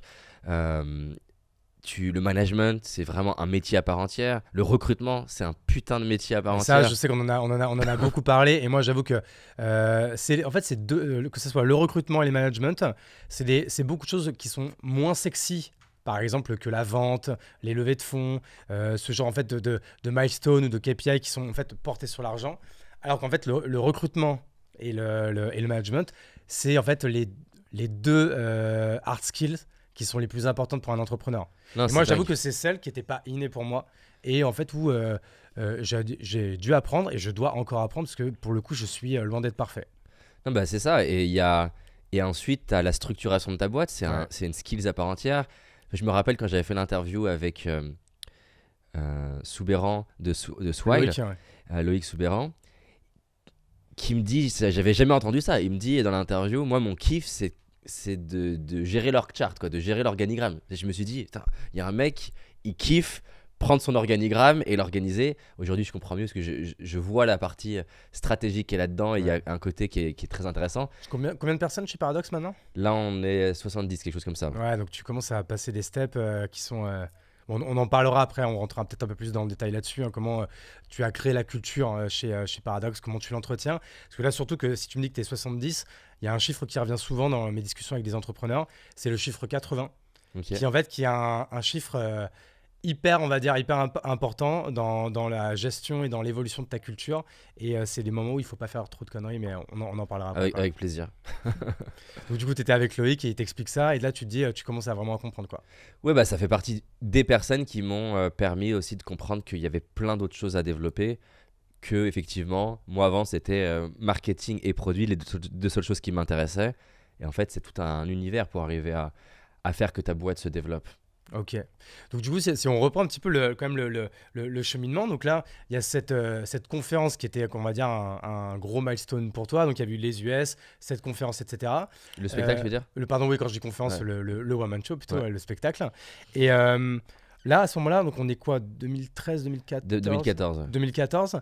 Quelle année tu montes Paradox en 2017, c'est ça ? En fait, c'est compliqué de te dire parce que tu sais, c'est pas comme si j'avais fermé une boîte et j'en ai créé une autre. Oui, c'était une continuité. C'est une continuité qui se passe entre 2017 et 2019. Ouais. Le mot paradoxe, je pense qu'il est arrivé pas en 2017, c'est sûr, il est arrivé plus tard, 2019 peut-être. Mais en fait, il y a déjà à partir de 2017 des changements que je vais commencer à opérer. Par exemple, on va plus focaliser sur on va créer des séminaires business. Je vais commencer à parler plus de l'ambition et pas uniquement de confiance en soi. Donc, je vais commencer à imbriquer des morceaux, mais Paradox comme il est aujourd'hui, je pense vraiment on pourrait considérer qu'elle n'est plus en 2019. Ouais, ok. Ouais. Et ça que qu'on parle, donc on parle beaucoup de Paradox depuis tout à l'heure, je pense qu'il y a beaucoup de gens qui te connaissent, etc. Mais si on doit te donner vraiment de manière pure et simple l'objet social, le métier de Paradox, je pense que vous avez verbalisé ça. Comment tu le résumes en une phrase ou même en 2-3 phrases ? Bon, déjà, la mission de Paradox en anglais, c'est Empower people to live their true ambition. Donc, en français, ça marche moins bien, mais c'est permettre aux gens de vivre leur vraie ambition. Et la manière dont on le fait, c'est en aidant les personnes à se développer sur leurs power skills. Donc les power skills, c'est toutes les soft skills qui te donnent du pouvoir, donc communication, négociation, prise de parole, gestion du stress, pensée critique, etc. Et on le fait avec deux médiums qui sont d'un côté la formation Ça, c'est aujourd'hui principalement la manière dont on le fait. Donc ça, c'est principalement en ligne ou il y a aussi du présentiel et du synchrone? C'est en ligne, mais là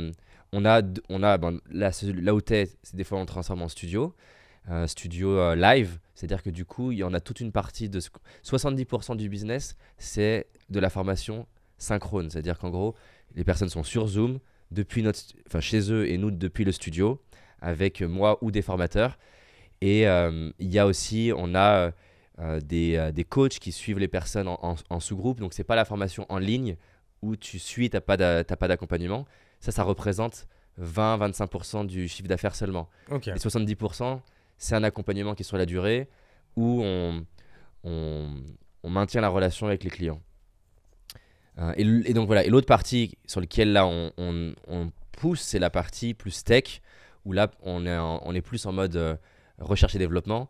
Et on essaie de voir par exemple comment avec l'IA, c'est un des exemples sur lesquels on itère, comment on peut personnaliser l'expérience d'apprentissage basée sur toi. Par exemple, tu viens de voir une vidéo, naturellement c'est la même pour tout le monde, sauf que toi, tu as un système de valeurs qui est unique, tu as un âge qui est le tien, tu es en couple ou pas, et donc déjà ce que j'aimerais c'est que le lendemain de la vidéo, tu aies une forme de résumé de ce que tu as vu dans la vidéo, mais avec des exemples personnalisés par l'IA sur toi. Ça présuppose que tu nous aies donné tes infos au début, mais ça permet de rendre tu vois, l'apprentissage plus captivant pour toi, parce qu'au lieu de te donner un exemple de couple, si je sais que le business c'est important pour toi et que toi la communication de sujet c'est avec tes équipes, on a entraîné l'IA à te donner comment ce concept il s'utilise dans ta vie à toi. Ok, donc ça c'est le produit que vous êtes en train de travailler. En fait, c'est par exemple, moi je fais partie de la formation que vous opérez.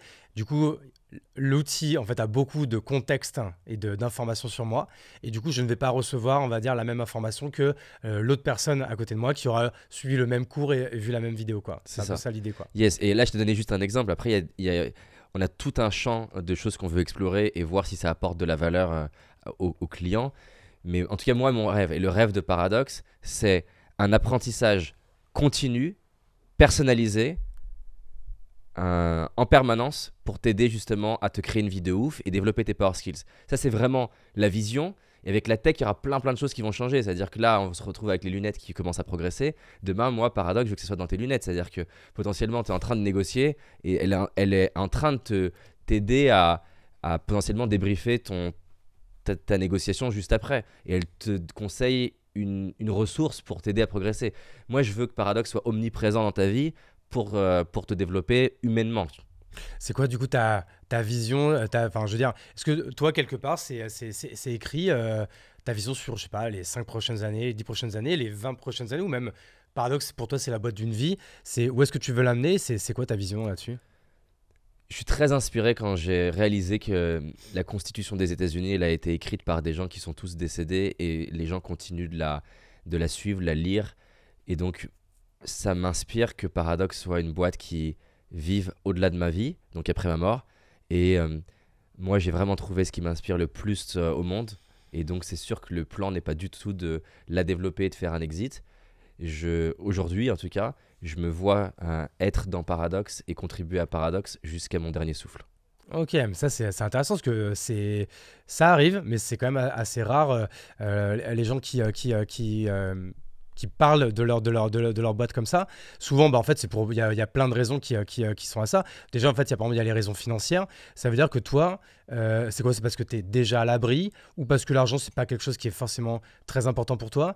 Est-ce que du coup, est-ce que c'est un élément qui rentre en ligne de compte là dans ce que tu me dis? Alors, c'est pas que l'argent n'est pas important pour moi, mais dans ma hiérarchie, ce qui est le plus important pour moi, c'est d'avoir mon quotidien rempli de choses qui m'inspirent. Et en fait, il n'y a rien qui m'inspire plus que de contribuer au fait d'aider les gens à se créer une vie de ouf. Il n'y a rien qui m'inspire plus que d'aider des gens à... En fait, c'est un truc de malade le nombre de galères que les gens ont qui sont pas si compliquées à résoudre. Quand je dis pas si compliquées, elles sont compliquées pour eux parce qu'ils n'ont pas forcément les outils ou ils n'ont pas forcément l'accompagnement. Mais que ce soit des conflits dans le couple, que ce soit avoir du mal à aimer son corps, que ce soit du mal à parler en public, que ce soit ne pas arriver à gérer son stress, que ce soit l'anxiété, le fait que les antidépresseurs, la consommation d'antidépresseurs elle est en train de grimper mondialement. Et moi, j'ai rien contre les antidépresseurs, Mais il y a peut-être la moitié des gens qui consomment des antidépresseurs qui pourraient ne plus en consommer 5 fois moins si ils étaient aidés.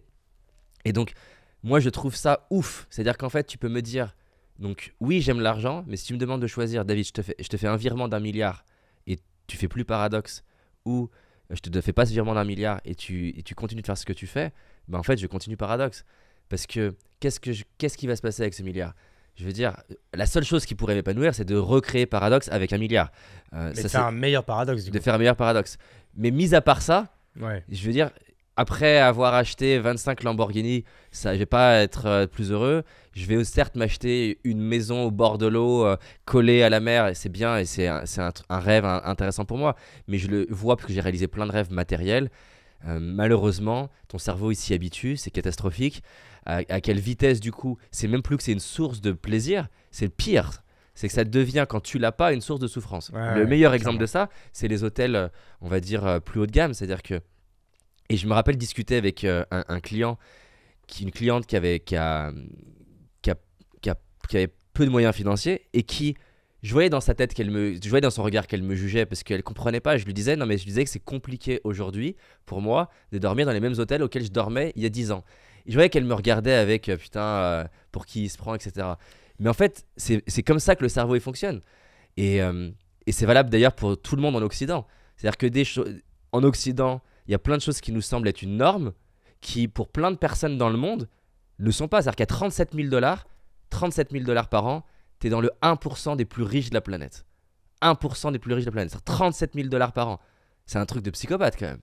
$37 000 par an, t'es dans le 1% des plus riches de la planète. Parce qu'en fait, oui, tu prends tout le monde. Tout le monde entier. C'est un monde compris. Okay. Mais donc, en tant qu'occidentaux, on peut se sentir pauvre.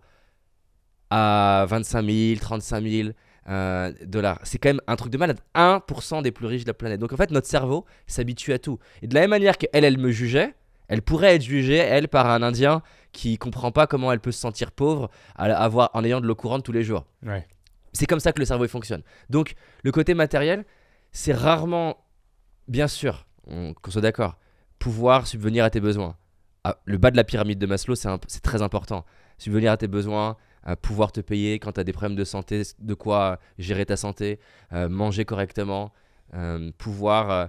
voilà, ça c'est important. Mais c'est prouvé qu'après un certain seuil, ça change peu ton niveau de bien-être, sauf si cet argent est utilisé pour faire davantage d'un truc qui t'inspire. Donc c'est pour ça que je rebouclais en disant, si j'ai 1 milliard, je refais Paradox.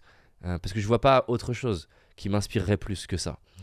Donc c'est comme ça que je le vois. Et en plus, dans ta vie, il y a quelque chose qui est assez répété, on va dire. C'est que tu kiffes aller reacher des gens plus incroyables les uns que les autres. Je crois avoir déjà entendu par exemple une anecdote où tu avais réussi à rencontrer Richard Branson. Richard Branson, pour expliquer aux gens, c'est l'une des personnes les plus riches au monde qui a créé Virgin. Tu peux raconter cette anecdote parce qu'elle est folle quand même. Ouais, elle est trop cool d'ailleurs parce que pendant 2-3 ans, je disais à l'équipe régulièrement, un jour on aura Richard Branson. Et je me souviens avoir eu quelques interactions, pas méchantes, avec des personnes de l'équipe où j'ai vu que, genre, ok, t'es gentil David, mais ça arrivera pas, ou ça arrivera peut-être dans 20 ans, mais ça arrivera pas. Et c'est vraiment un truc très très important pour moi dans la culture que je veux créer à Paradox, c'est un peu ce hacker mindset de comment je fais pour, avec moins de ressources, produire plus de résultats. Parce que c'est très facile quand tu as ressources illimitées de produire des résultats. Je veux dire, si j'ai 1 milliard, arriver à avoir Richard Branson, je peux le faire. C'est là où je voulais t'amener en fait. C'est quoi en fait un peu le pattern du coup pour en fait aller reacher. On prend le cas de Richard Branson parce que peut-être que t'as mieux, mais je pense que c'est le mec le plus ouf que t'aies pu reacher. Mais bon, tu vois là juste à ma place ou à ta place, il y a eu Gad Elmaleh il y a pas si longtemps, et t'as eu pareil plein de gens comme ça qui peuvent paraître importants, célèbres, unreachable, etc. En fait, grosso modo, comment tu fais ? Yes. T'es un forceur de ouf ou t'as une technique ? Non, des fois, j'aimerais bien être En fait, des fois, j'aimerais bien... Parce que j'ai déjà vu... je l'ai déjà vécu sur moi. T'as des gens, des fois, qui m'abordent au resto ou quoi, qui sont... C'est très, très rare. Mais il y en a qui sont trop forts. C'est-à-dire qu'ils sont tellement à l'aise socialement. Ils sont très bons à te calibrer pour voir s'ils te font chier ou pas. Et du coup, ils arrivent à se lever, à te parler. Moi, je sais pas avoir ce niveau de je sais pas, ce niveau d'aisance Ou pour... de culot, ou un peu des deux, quoi. Mais c'est pas que le culot, parce que le culot, moi je peux l'avoir, je peux oser y aller, mais c'est une chose d'oser, parce qu'il y en a plein qui osent venir me parler par exemple. Mais ils vont être stressés, maladroits, ils vont pas voir que en fait c'est pas le bon moment, tu vois. Une fois je me rappelle, j'ai une conversation hyper compliquée avec ma femme, et la personne s'assoit à côté de nous. Et tu vois, si elle regarde un peu notre non-verbal, c'est genre pas du tout le moment de s'asseoir. Et voilà, quelqu'un qui est un peu plus intelligent socialement, en fait, déjà il nous aurait pas abordé à ce moment-là, il se serait certainement pas assis. Certainement pas assis en demandant la permission, ou au minimum si c'était assis il aurait vu bon désolé en fait c'est pas le moment. Et donc voilà, il y a plein de gens, donc ils ont du culot pour le coup, parce que c'est quand même sacrément culotté de s'asseoir à la table d'un couple, mais pour le coup c'est très maladroit, et souvent ils obtiennent pas ce qu'ils veulent du coup. Bref, moi je suis pas comme ça. Je pense que ce qui m'aide, c'est deux choses, après on peut les décortiquer. Déjà c'est que j'ai une mission qui me tient très à cœur, dans le sens que tout ce que j'essaye de faire concourt à un même objectif, qui est d'inspirer un maximum de gens à réaliser une vie de ouf et être heureux dans leur vie, et être fiers d'eux-mêmes à la fin de leur vie. Et ça, il y a certains de mes invités qui y sont sensibles. Donc ça, c'est une des choses qui m'aide. Ils vont pas forcément... C'est pas forcément uniquement le compteur de vues qui va leur parler, mais aussi la démarche dans laquelle je suis. C'est un. Et ma capacité à en parler, par contre, de ça. La deuxième, c'est... Du coup, j'en ai d'autres qui me viennent, mais la deuxième chose, c'est un côté stratégique, c'est que je pense que souvent, les gens qui contactent des personnes, et spécialement ceux qui sont sursollicités, se mettent pas à leur place. Et donc, quelque part, c'est moi encore, plutôt que toi. Et moi, ce que j'essaie de faire, c'est vraiment un exercice de profiling. Alors cette fois, je me mets pas dans la tête d'un psychopathe, mais je me mets dans la tête d'une personne que j'ai envie d'avoir. Et j'essaie de me mettre dans sa vie, dans sa peau, dans son histoire à elle, dans ses croyances, dans ce qui est important pour elle, dans ce qui peut lui manquer, dans Et tu vois, par exemple, Richard Branson, j'essayais de me mettre dans sa peau et je me disais, ok, je suis milliardaire, je suis une star internationale, j'ai fait des trucs de ouf, j'ai réalisé la majorité de mes rêves. Qu'est-ce qui me manque ? Qu'est-ce qui est important pour moi ? Et je me suis dit, c'était mon hypothèse, hein. Je me suis dit, ce qui me manque, c'est que je veux m'assurer de laisser une legacy qui va durer des siècles, tu vois. Et je me suis dit, bon, ok, il a peut-être plein de gens qui l'ont interviewé, mais est-ce qu'il y a des gens qui l'ont interviewé avec ça en tête ? Est-ce qu'il y a des gens qui l'ont interviewé avec l'objectif d'essayer de créer quelque chose qui n'a pas pour but de faire des vues maintenant, mais qui a pour but de pouvoir exister après sa mort. Je suis parti dans mon délire comme ça, hein. Peut-être encore une fois je peux être complètement à côté de la plaque, mais c'est comme ça que je suis parti. Ça, c'est pour arriver à essayer de construire la proposition qui va le plus résonner avec la personne. Et quand je dis construire la proposition, c'est pas que le pitch, c'est potentiellement, c'est un peu comme moi j'aime bien l'idée d'être, il y a marketing led et product led. Marketing led, c'est t'apprends à bien parler de ton produit. Product led, c'est tu crées le produit qui va bien se vendre. Et c'est pour moi, c'est les deux. C'est-à-dire que c'est pas que comment je vends bien mon interview, c'est potentiellement qu'est-ce que je vais concrètement faire dans l'interview que je ne fais pas d'habitude. S'il faut être plus en mode réel, s'il faut mettre plus de musique, s'il faut travailler avec un compositeur que Richard Branson aime, peu importe, tout est possible pour essayer de créer le produit qui va résonner avec lui. Ça, c'est la démarche. Et ensuite, j'essaie d'aborder ça de manière stratégique. J'aime beaucoup cette idée prouvée, hein, que tu es connecté à toutes les personnes de la planète par cette personne. Et donc, il y a la personne que je veux, ou les personnes que je veux. J'essaie d'éviter souvent d'avoir une personne, parce que le problème quand tu as une personne, c'est comme le mec qui est à fond sur une nana dans le lycée ou dans l'école de commerce. C'est angoissant quand tu es focalisé sur une personne, c'est angoissant pour toi et c'est angoissant pour l'autre. Clairement. Parce que tu es un peu en mode The One. Moi, je crois pas qu'il y ait The One, que ce soit d'ailleurs en relation amoureuse ou dans le business, parce que t'as plein de The One et t'en choisis une potentiellement avec qui tu as envie de construire ta vie. Mais j'ai pas envie de me dire qu'il y a que ma femme qui peut m'épanouir dans ma vie, ce serait stressant. Il pourrait lui arriver quoi que ce soit et je me souhaite de pouvoir me reconstruire. Bref, c'est pareil du coup avec Richard Branson. J'évite d'avoir Richard Branson, mais plutôt de me dire c'est quoi les caractéristiques de Richard Branson et donc c'est quoi la typologie de personnes pour que moi j'ai un pool de personnes plus large. Et une fois que j'ai ça, je prends par exemple Richard Branson et je me dis, Richard Branson, il connaît qui ? Enfin non, plutôt, qui le connaît ? C'est quoi son deuxième cercle ? Et j'essaie de lister les personnes qui, eux, sont plus accessibles. Et donc je vais me dire, prenons un Will Smith, ça fait partie des gens sur lesquels j'avance. Ce serait ouf. Ce serait vraiment ouf. Will Smith, je me dis, bon bah Will Smith, qui le connaît? Bon bah déjà il y a sa femme est plus accessible. Mais le problème de sa femme, moi je le vois avec ma femme parce qu'il y a plein de gens qui font chier ma femme à essayer de passer par elle pour m'avoir. T'as intérêt à être très bon parce que quand tu fais sentir au conjoint. Sachant qu'il peut foutre des baffes si tu parles mal, donc fais gaffe. Oui, tu l'as pas celle-là? Ah oui, c'est oui. Will Smith aux Oscars. Effectivement, et je pense qu'il a une bonne paluche, je vais éviter. Et donc du coup, je vais passer par sa femme, ça peut être une stratégie, mais il va falloir être malin et surtout il va falloir apporter une vraie valeur à sa femme pour pas que ça soit encore le truc, parce que je pense qu'il y en a plein qui essayent de faire ça. Ouais. Ensuite, il y a qui d'autre? Peut-être des acteurs connus mais moins connus. Il en a qui sont moins connus que lui. Mais acteur, ça reste trop la tête d'affiche. Il y a plein de métiers qui sont de gens brillants, mais qui sont pas dans la lumière. Peut-être le chef électro, les réals, les producteurs, des gens qui ont écrit des... D'ailleurs, tu regardes le générique de son dernier film, et là, tu as juste 1500 personnes qui ont côtoyé. Tu as 1500 personnes que tu peux contacter 10 par jour pendant une année. Et donc, j'essaie de faire ça. Et ensuite, j'essaie d'identifier des opportunités, des personnes.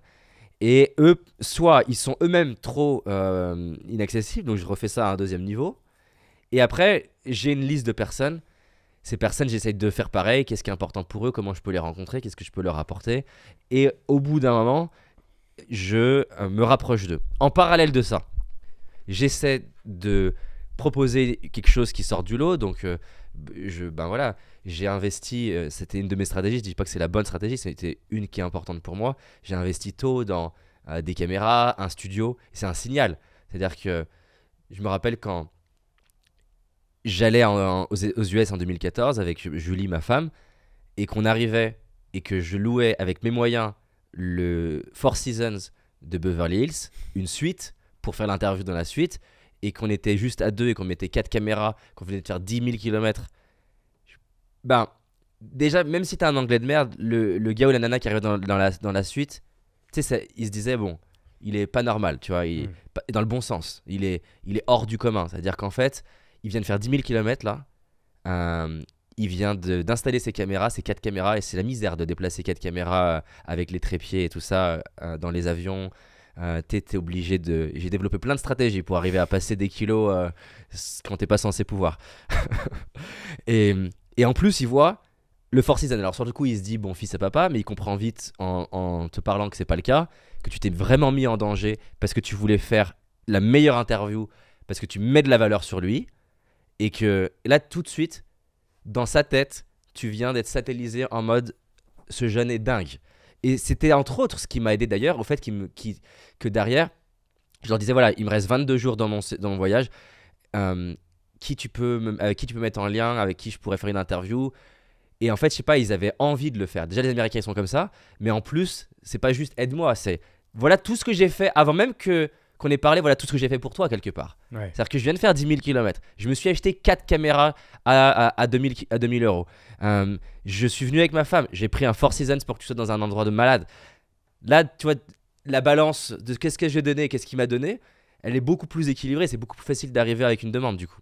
Clairement. Et donc là, en fait, c'est avec un mec comme ça que tu as interviewé que tu as demandé en fait de te mettre en relation avec Richard Branson. Non, j'arrive. Ah, je pensais qu'on y arrivait. Mais c'est important parce que... Non, mais je suis d'accord, c'est ça. Moi, en fait, j'adore ça. Pareil, moi, c'était l'une des skills que j'ai développé très rapidement quand j'ai commencé à bosser, quand j'ai commencé à entreprendre il y a plus de 10 ans. C'est que je suis toujours parti du principe que je pouvais reacher n'importe qui. Qu'à un moment donné, tu lances que moi, j'ai toujours pris cette image du pêcheur qui est sur son bateau.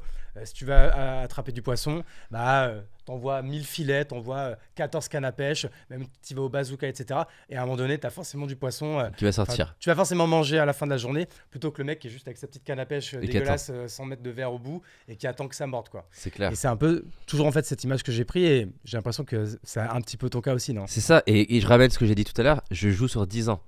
C'est-à-dire qu'en fait, si tu regardes plein de mes anciennes vidéos, très souvent je dis rendez-vous dans 10 ans. Rendez-vous dans 10 ans.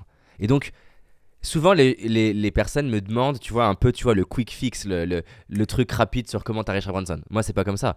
J'ai mis en place un système. C'est-à-dire qu'en fait, j'ai posé un message important à mes yeux, dans mon cœur, de pourquoi je faisais ce que je faisais. Et c'est un peu le why de Simon Sinek, c'est why, what, how. Et donc souvent les gens ils arrivent juste sur comment ils font ce qu'ils font et pas pourquoi ils le font. Et moi je pars d'abord sur pourquoi je fais ce que je fais. Ok, ce podcast là c'est pour telle raison. Ensuite, essayer d'améliorer bien sûr ma capacité à interviewer.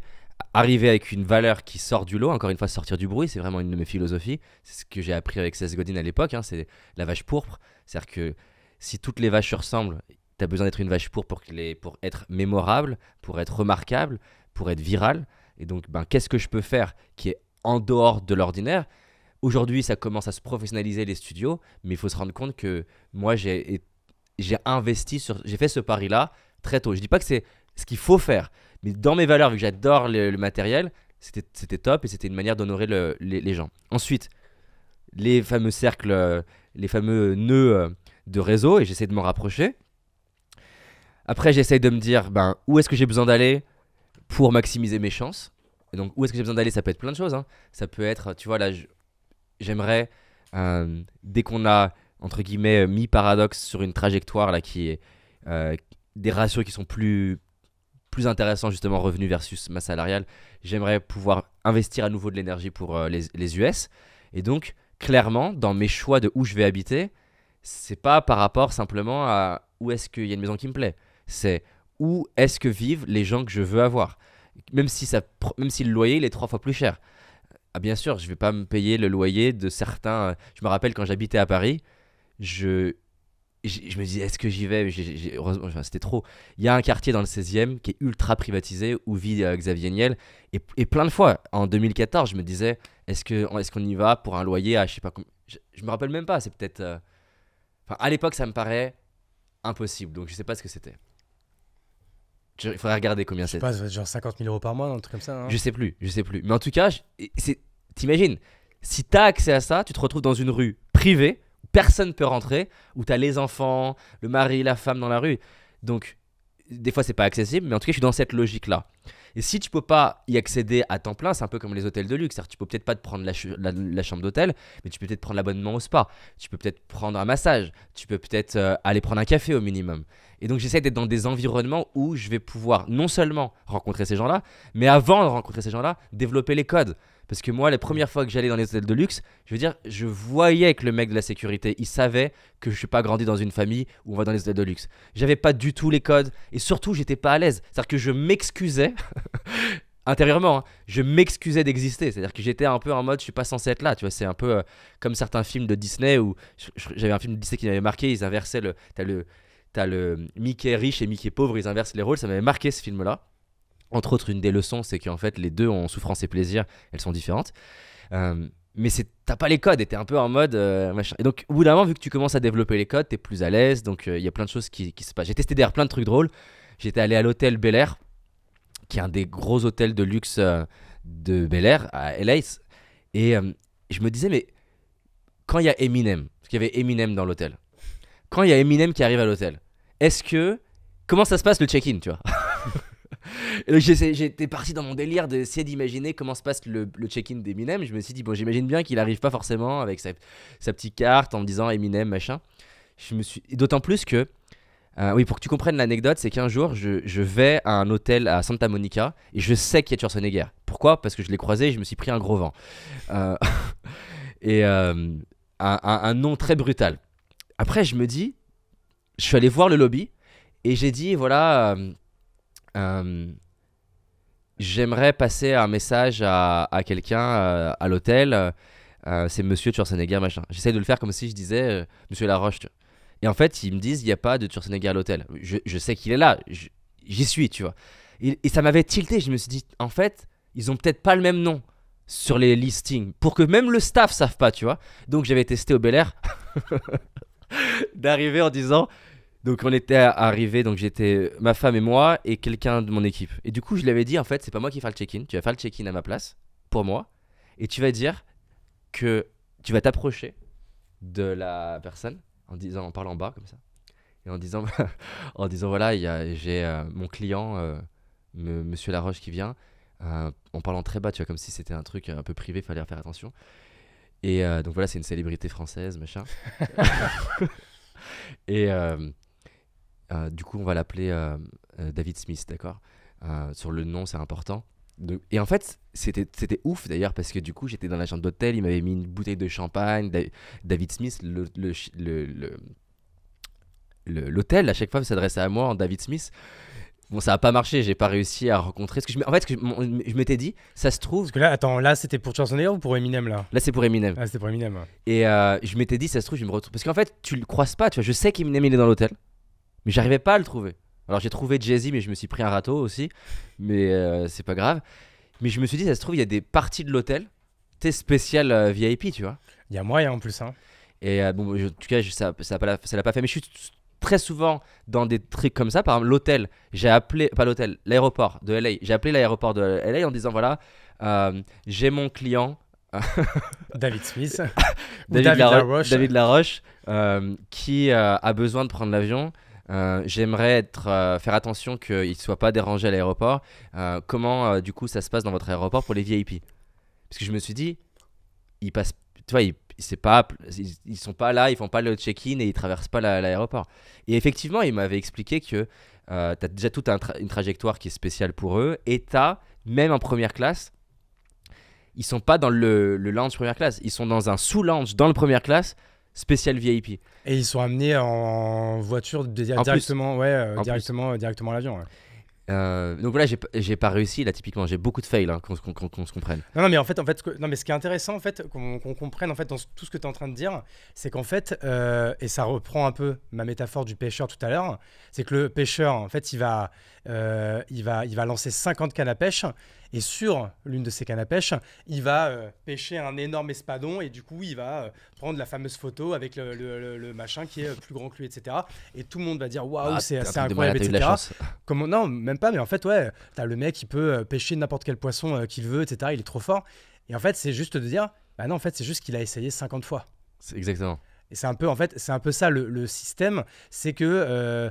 Tu sais que c'est un peu pareil pour la vente, hein, pour faire un petit parallèle. Souvent les gens ils me disent ouais mais toi t'es un bon vendeur ou quoi. Je dis ben en fait les gars, vous savez vendre en fait c'est un peu un truc de débile, hein. À un moment donné bien sûr il faut avoir une bonne offre, il faut avoir le bon message. Bon après quand t'as une bonne offre c'est un peu la base, le bon message ok, mais en fait après le meilleur vendeur c'est quoi? Bah, c'est celui qui envoie ce bon message au plus de personnes tous les jours et pas que 2 jours de suite et après il arrête 2 semaines. Et en plus qu'il le fait tous les jours pendant 1 semaine, 2 semaines, 1 mois, 2 mois, 3 mois, 1 an, 10 ans. Et en effet, c'est lui qui vend le plus que celui qui a moins fait en fait. Et en plus ce qui est magnifique c'est qu'il y a 2 éléments qui se cumulent. C'est non seulement l'élément statistique de t'en fais plus, t'en as plus, mais en plus la courbe de progrès, plus la courbe de bouche à oreille. Et donc t'as les 3 effets qui se cumulent en même temps. C'est-à-dire t'as l'effet quantité, t'as l'effet que ta qualité elle monte et t'as l'effet qu'en plus vu que tu progresses on te recommande plus et donc t'as tous les effets cumulés qui se cumulent en même temps et tu te mets à avoir des trucs. Et donc ça nous amène à Richard Branson qui est qu'en fait à force de faire des trucs comme ça, bah déjà je suis plus à l'aise, j'ai pas le même réseau qu'avant et donc j'ai un pote qui me dit, qui sait que c'était important pour moi et il me dit voilà en fait j'ai une invitation un peu spéciale pour être 4 jours, 5 jours sur l'île de Richard Branson. Il n'y a pas du tout de garantie qu'on puisse le voir. C'est où cette île? C'est Virgin Island. Il a carrément donné le blaze à son île et tout. Bah, je crois que l'île a ce blaze-là à la base d'ailleurs. Et je crois qu'il l'a acheté entre autres pour cette raison, d'ailleurs à un prix ultra ridicule. Je crois qu'on pourrait nous deux acheter l'île à l'époque. Alors après par contre les travaux c'est autre chose. Mais l'île en soi elle était à... Je regardais la somme mais c'est genre hyper accessible.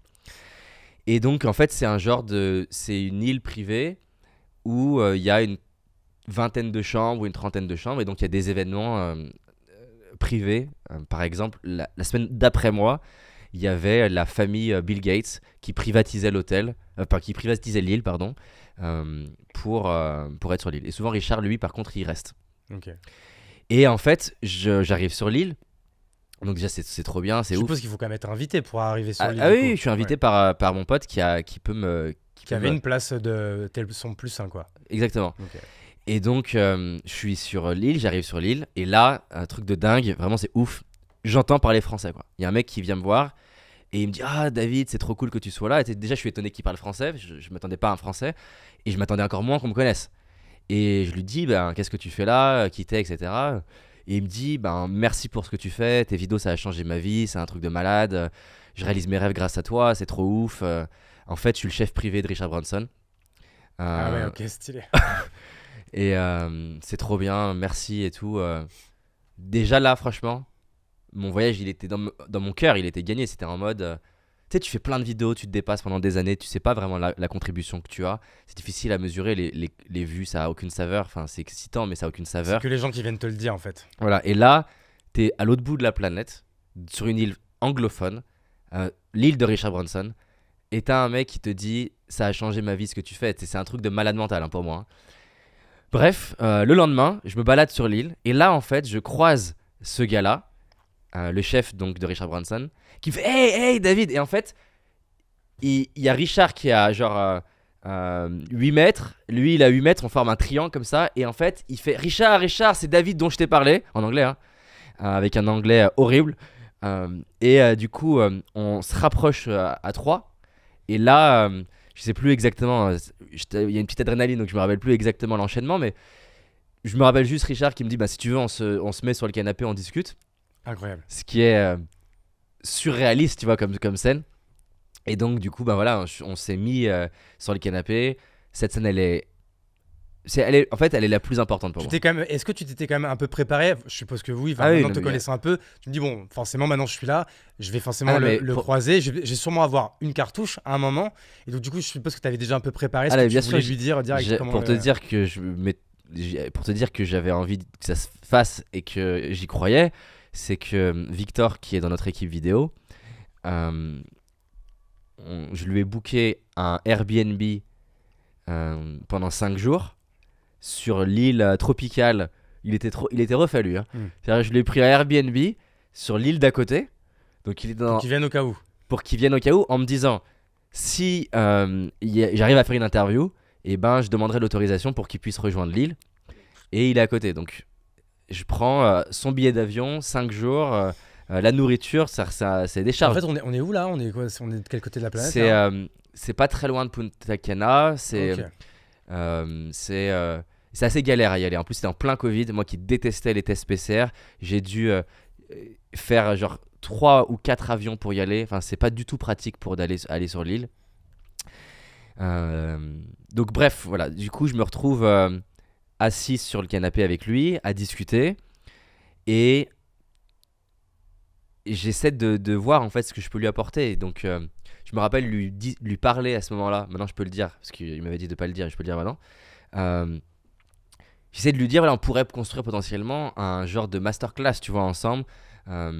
Mais en fait, il me dit, écoute, désolé David, je sais plus si masterclass, je peux le dire parce que maintenant ça a été diffusé, masterclass.com, ils ont fait une masterclass avec Richard Branson. Exact, ouais, c'est vrai, t'as raison. Et donc, il me dit, soit on vient de tourner, soit on va tourner, désolé David, peut-être que je t'aurais dit oui d'ailleurs, c'est poli, hein, je pense, mais je t'aurais dit oui, mais voilà, je viens de le faire avec eux.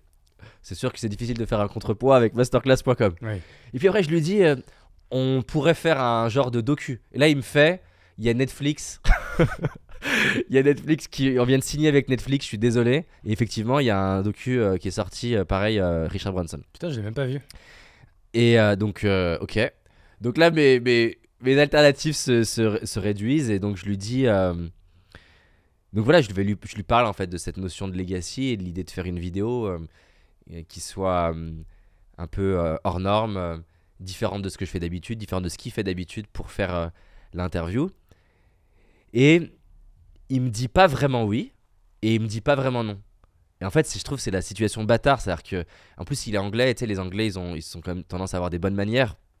Et je n'arrive pas à savoir, est-ce que c'est genre un oui poli du type tu me fais chier, mais arrête. Ah, mais c'est vrai que dans le business, avec les anglo-saxons, que ce soit pour les intros ou les conclusions, c'est pas du tout comme les Français. Tu vois, eux, ils vont souvent commencer un meeting avec un Américain ou un Anglais. So I'm very enthusiastic to speak with you. Enfin, c'est vraiment. Ouais, t'as pas les mêmes codes. Tu crois qu'ils sont contents alors que c'est la norme. Putain, le mec, il est vraiment content de me voir, quoi. En fait, non, c'est juste comme ça qu'il parle, quoi, en fait. C'est ça.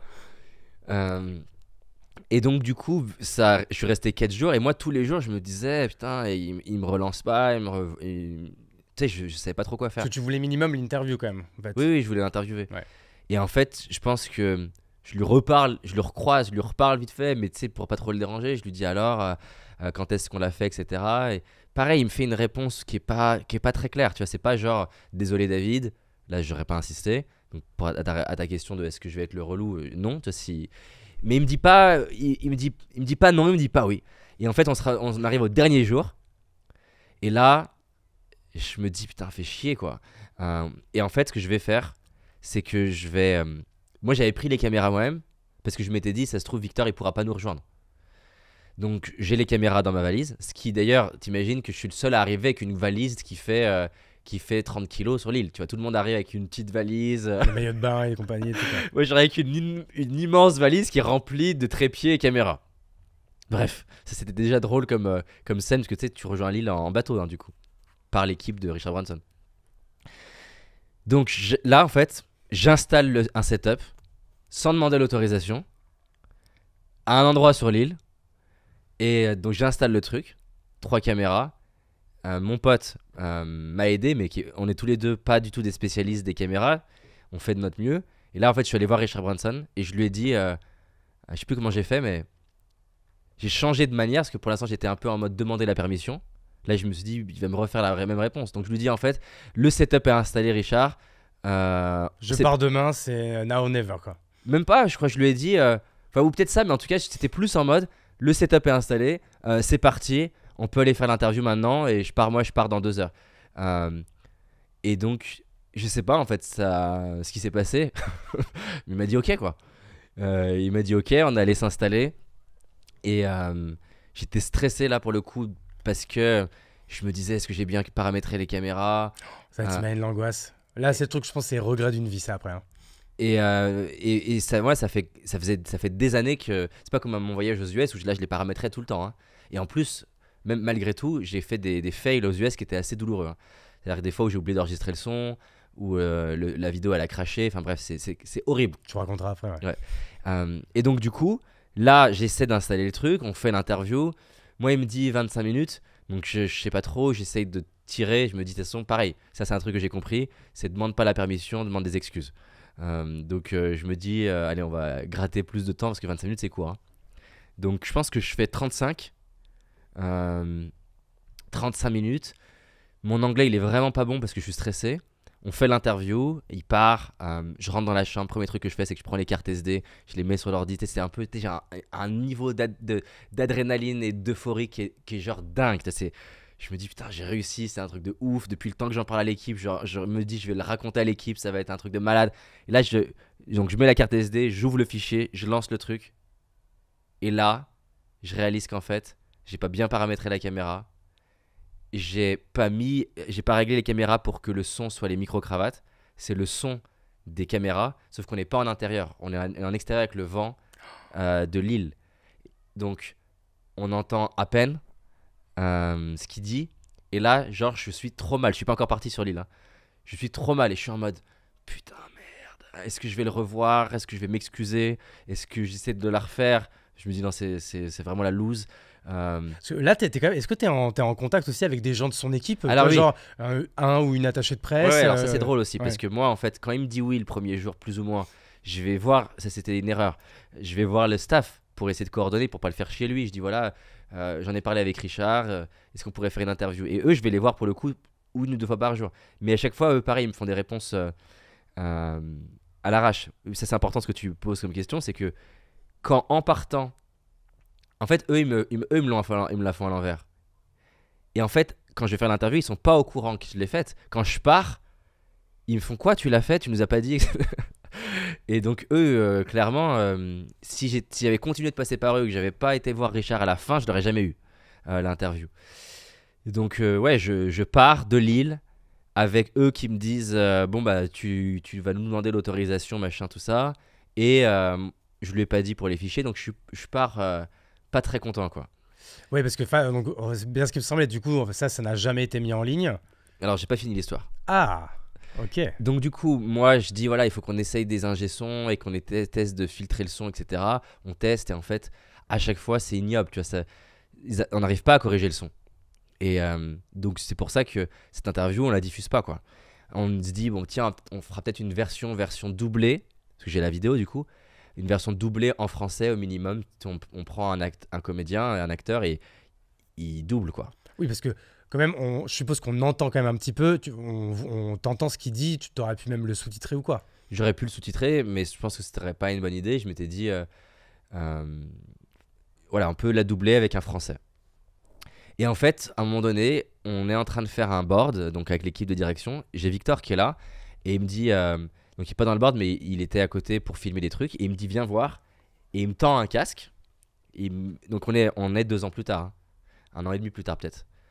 Il me tend le casque, il me dit, écoute, moi je vois pas l'ordi, hein, juste j'ai le casque. Il me met play, et là en fait, c'est l'interview de Richard Branson, et genre le son, il est trop bien, quoi, enfin, par rapport à d'où il part. Et c'est les nouvelles IA de traitement de son qu'il a testé, qui sont sorties il n'y a pas si longtemps. Et donc là, on va la sortir bientôt. C'est ouf. Ah ouais, ok, trop bien. On va la sortir bientôt. Donc l'interview en elle-même, c'est pas ma meilleure interview de ma vie, mais de toute façon, on s'en fout. T'es avec Richard Branson, quoi, putain, incroyable. C'est ouf. Donc c'est sûr que ça a été un voyage émotionnel pour l'obtenir, y aller. Enfin, elle est trop bien cette histoire en soi. Ah, mais en fait, la morale en plus aussi de tout ça, c'est le mal que tu te donnes pour atteindre un objectif en fait. C'est ça en fait ce qui peut être inspirant et là en fait la grande valeur de cette histoire qui est plus qu'être rigolote, qu'être singulière, etc. C'est que c'est ça en fait la valeur qu'elle donne. Et ce qu'elle donne, c'est qu'elle devient un symbole. Moi, c'est très important pour moi de créer des symboles avec les équipes. C'est que, tu vois, si je dis par exemple aux équipes, c'est important qu'on ait hacker mindset et c'est important que avec les ressources qu'on a, on est 60 en gros, avec les 60-70, avec les ressources qu'on a, qu'on soit capable de faire ce qu'une boîte de 300 fait. Et pour moi, c'est le propre de la stratégie. C'est-à-dire qu'Hannibal, donc dans l'Antiquité, il était capable de battre des armées romaines avec des armures moins bonnes, des armes moins qualitatives et une armée plus petite.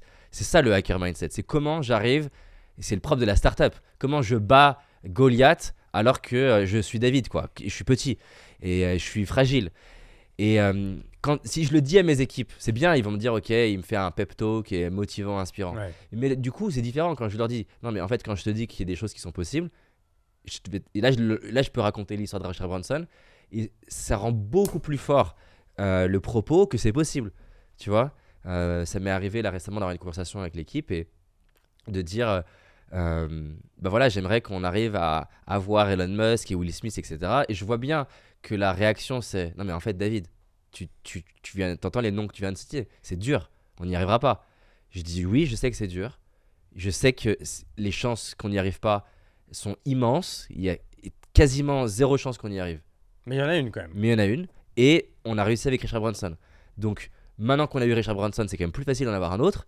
Donc c'est possible. Oui, parce que tu peux le name, en plus tu peux le name dropper et c'est beaucoup plus facile de reacher les attachés de presse, les responsables de com, etc. C'est toujours les 3 premiers les plus durs.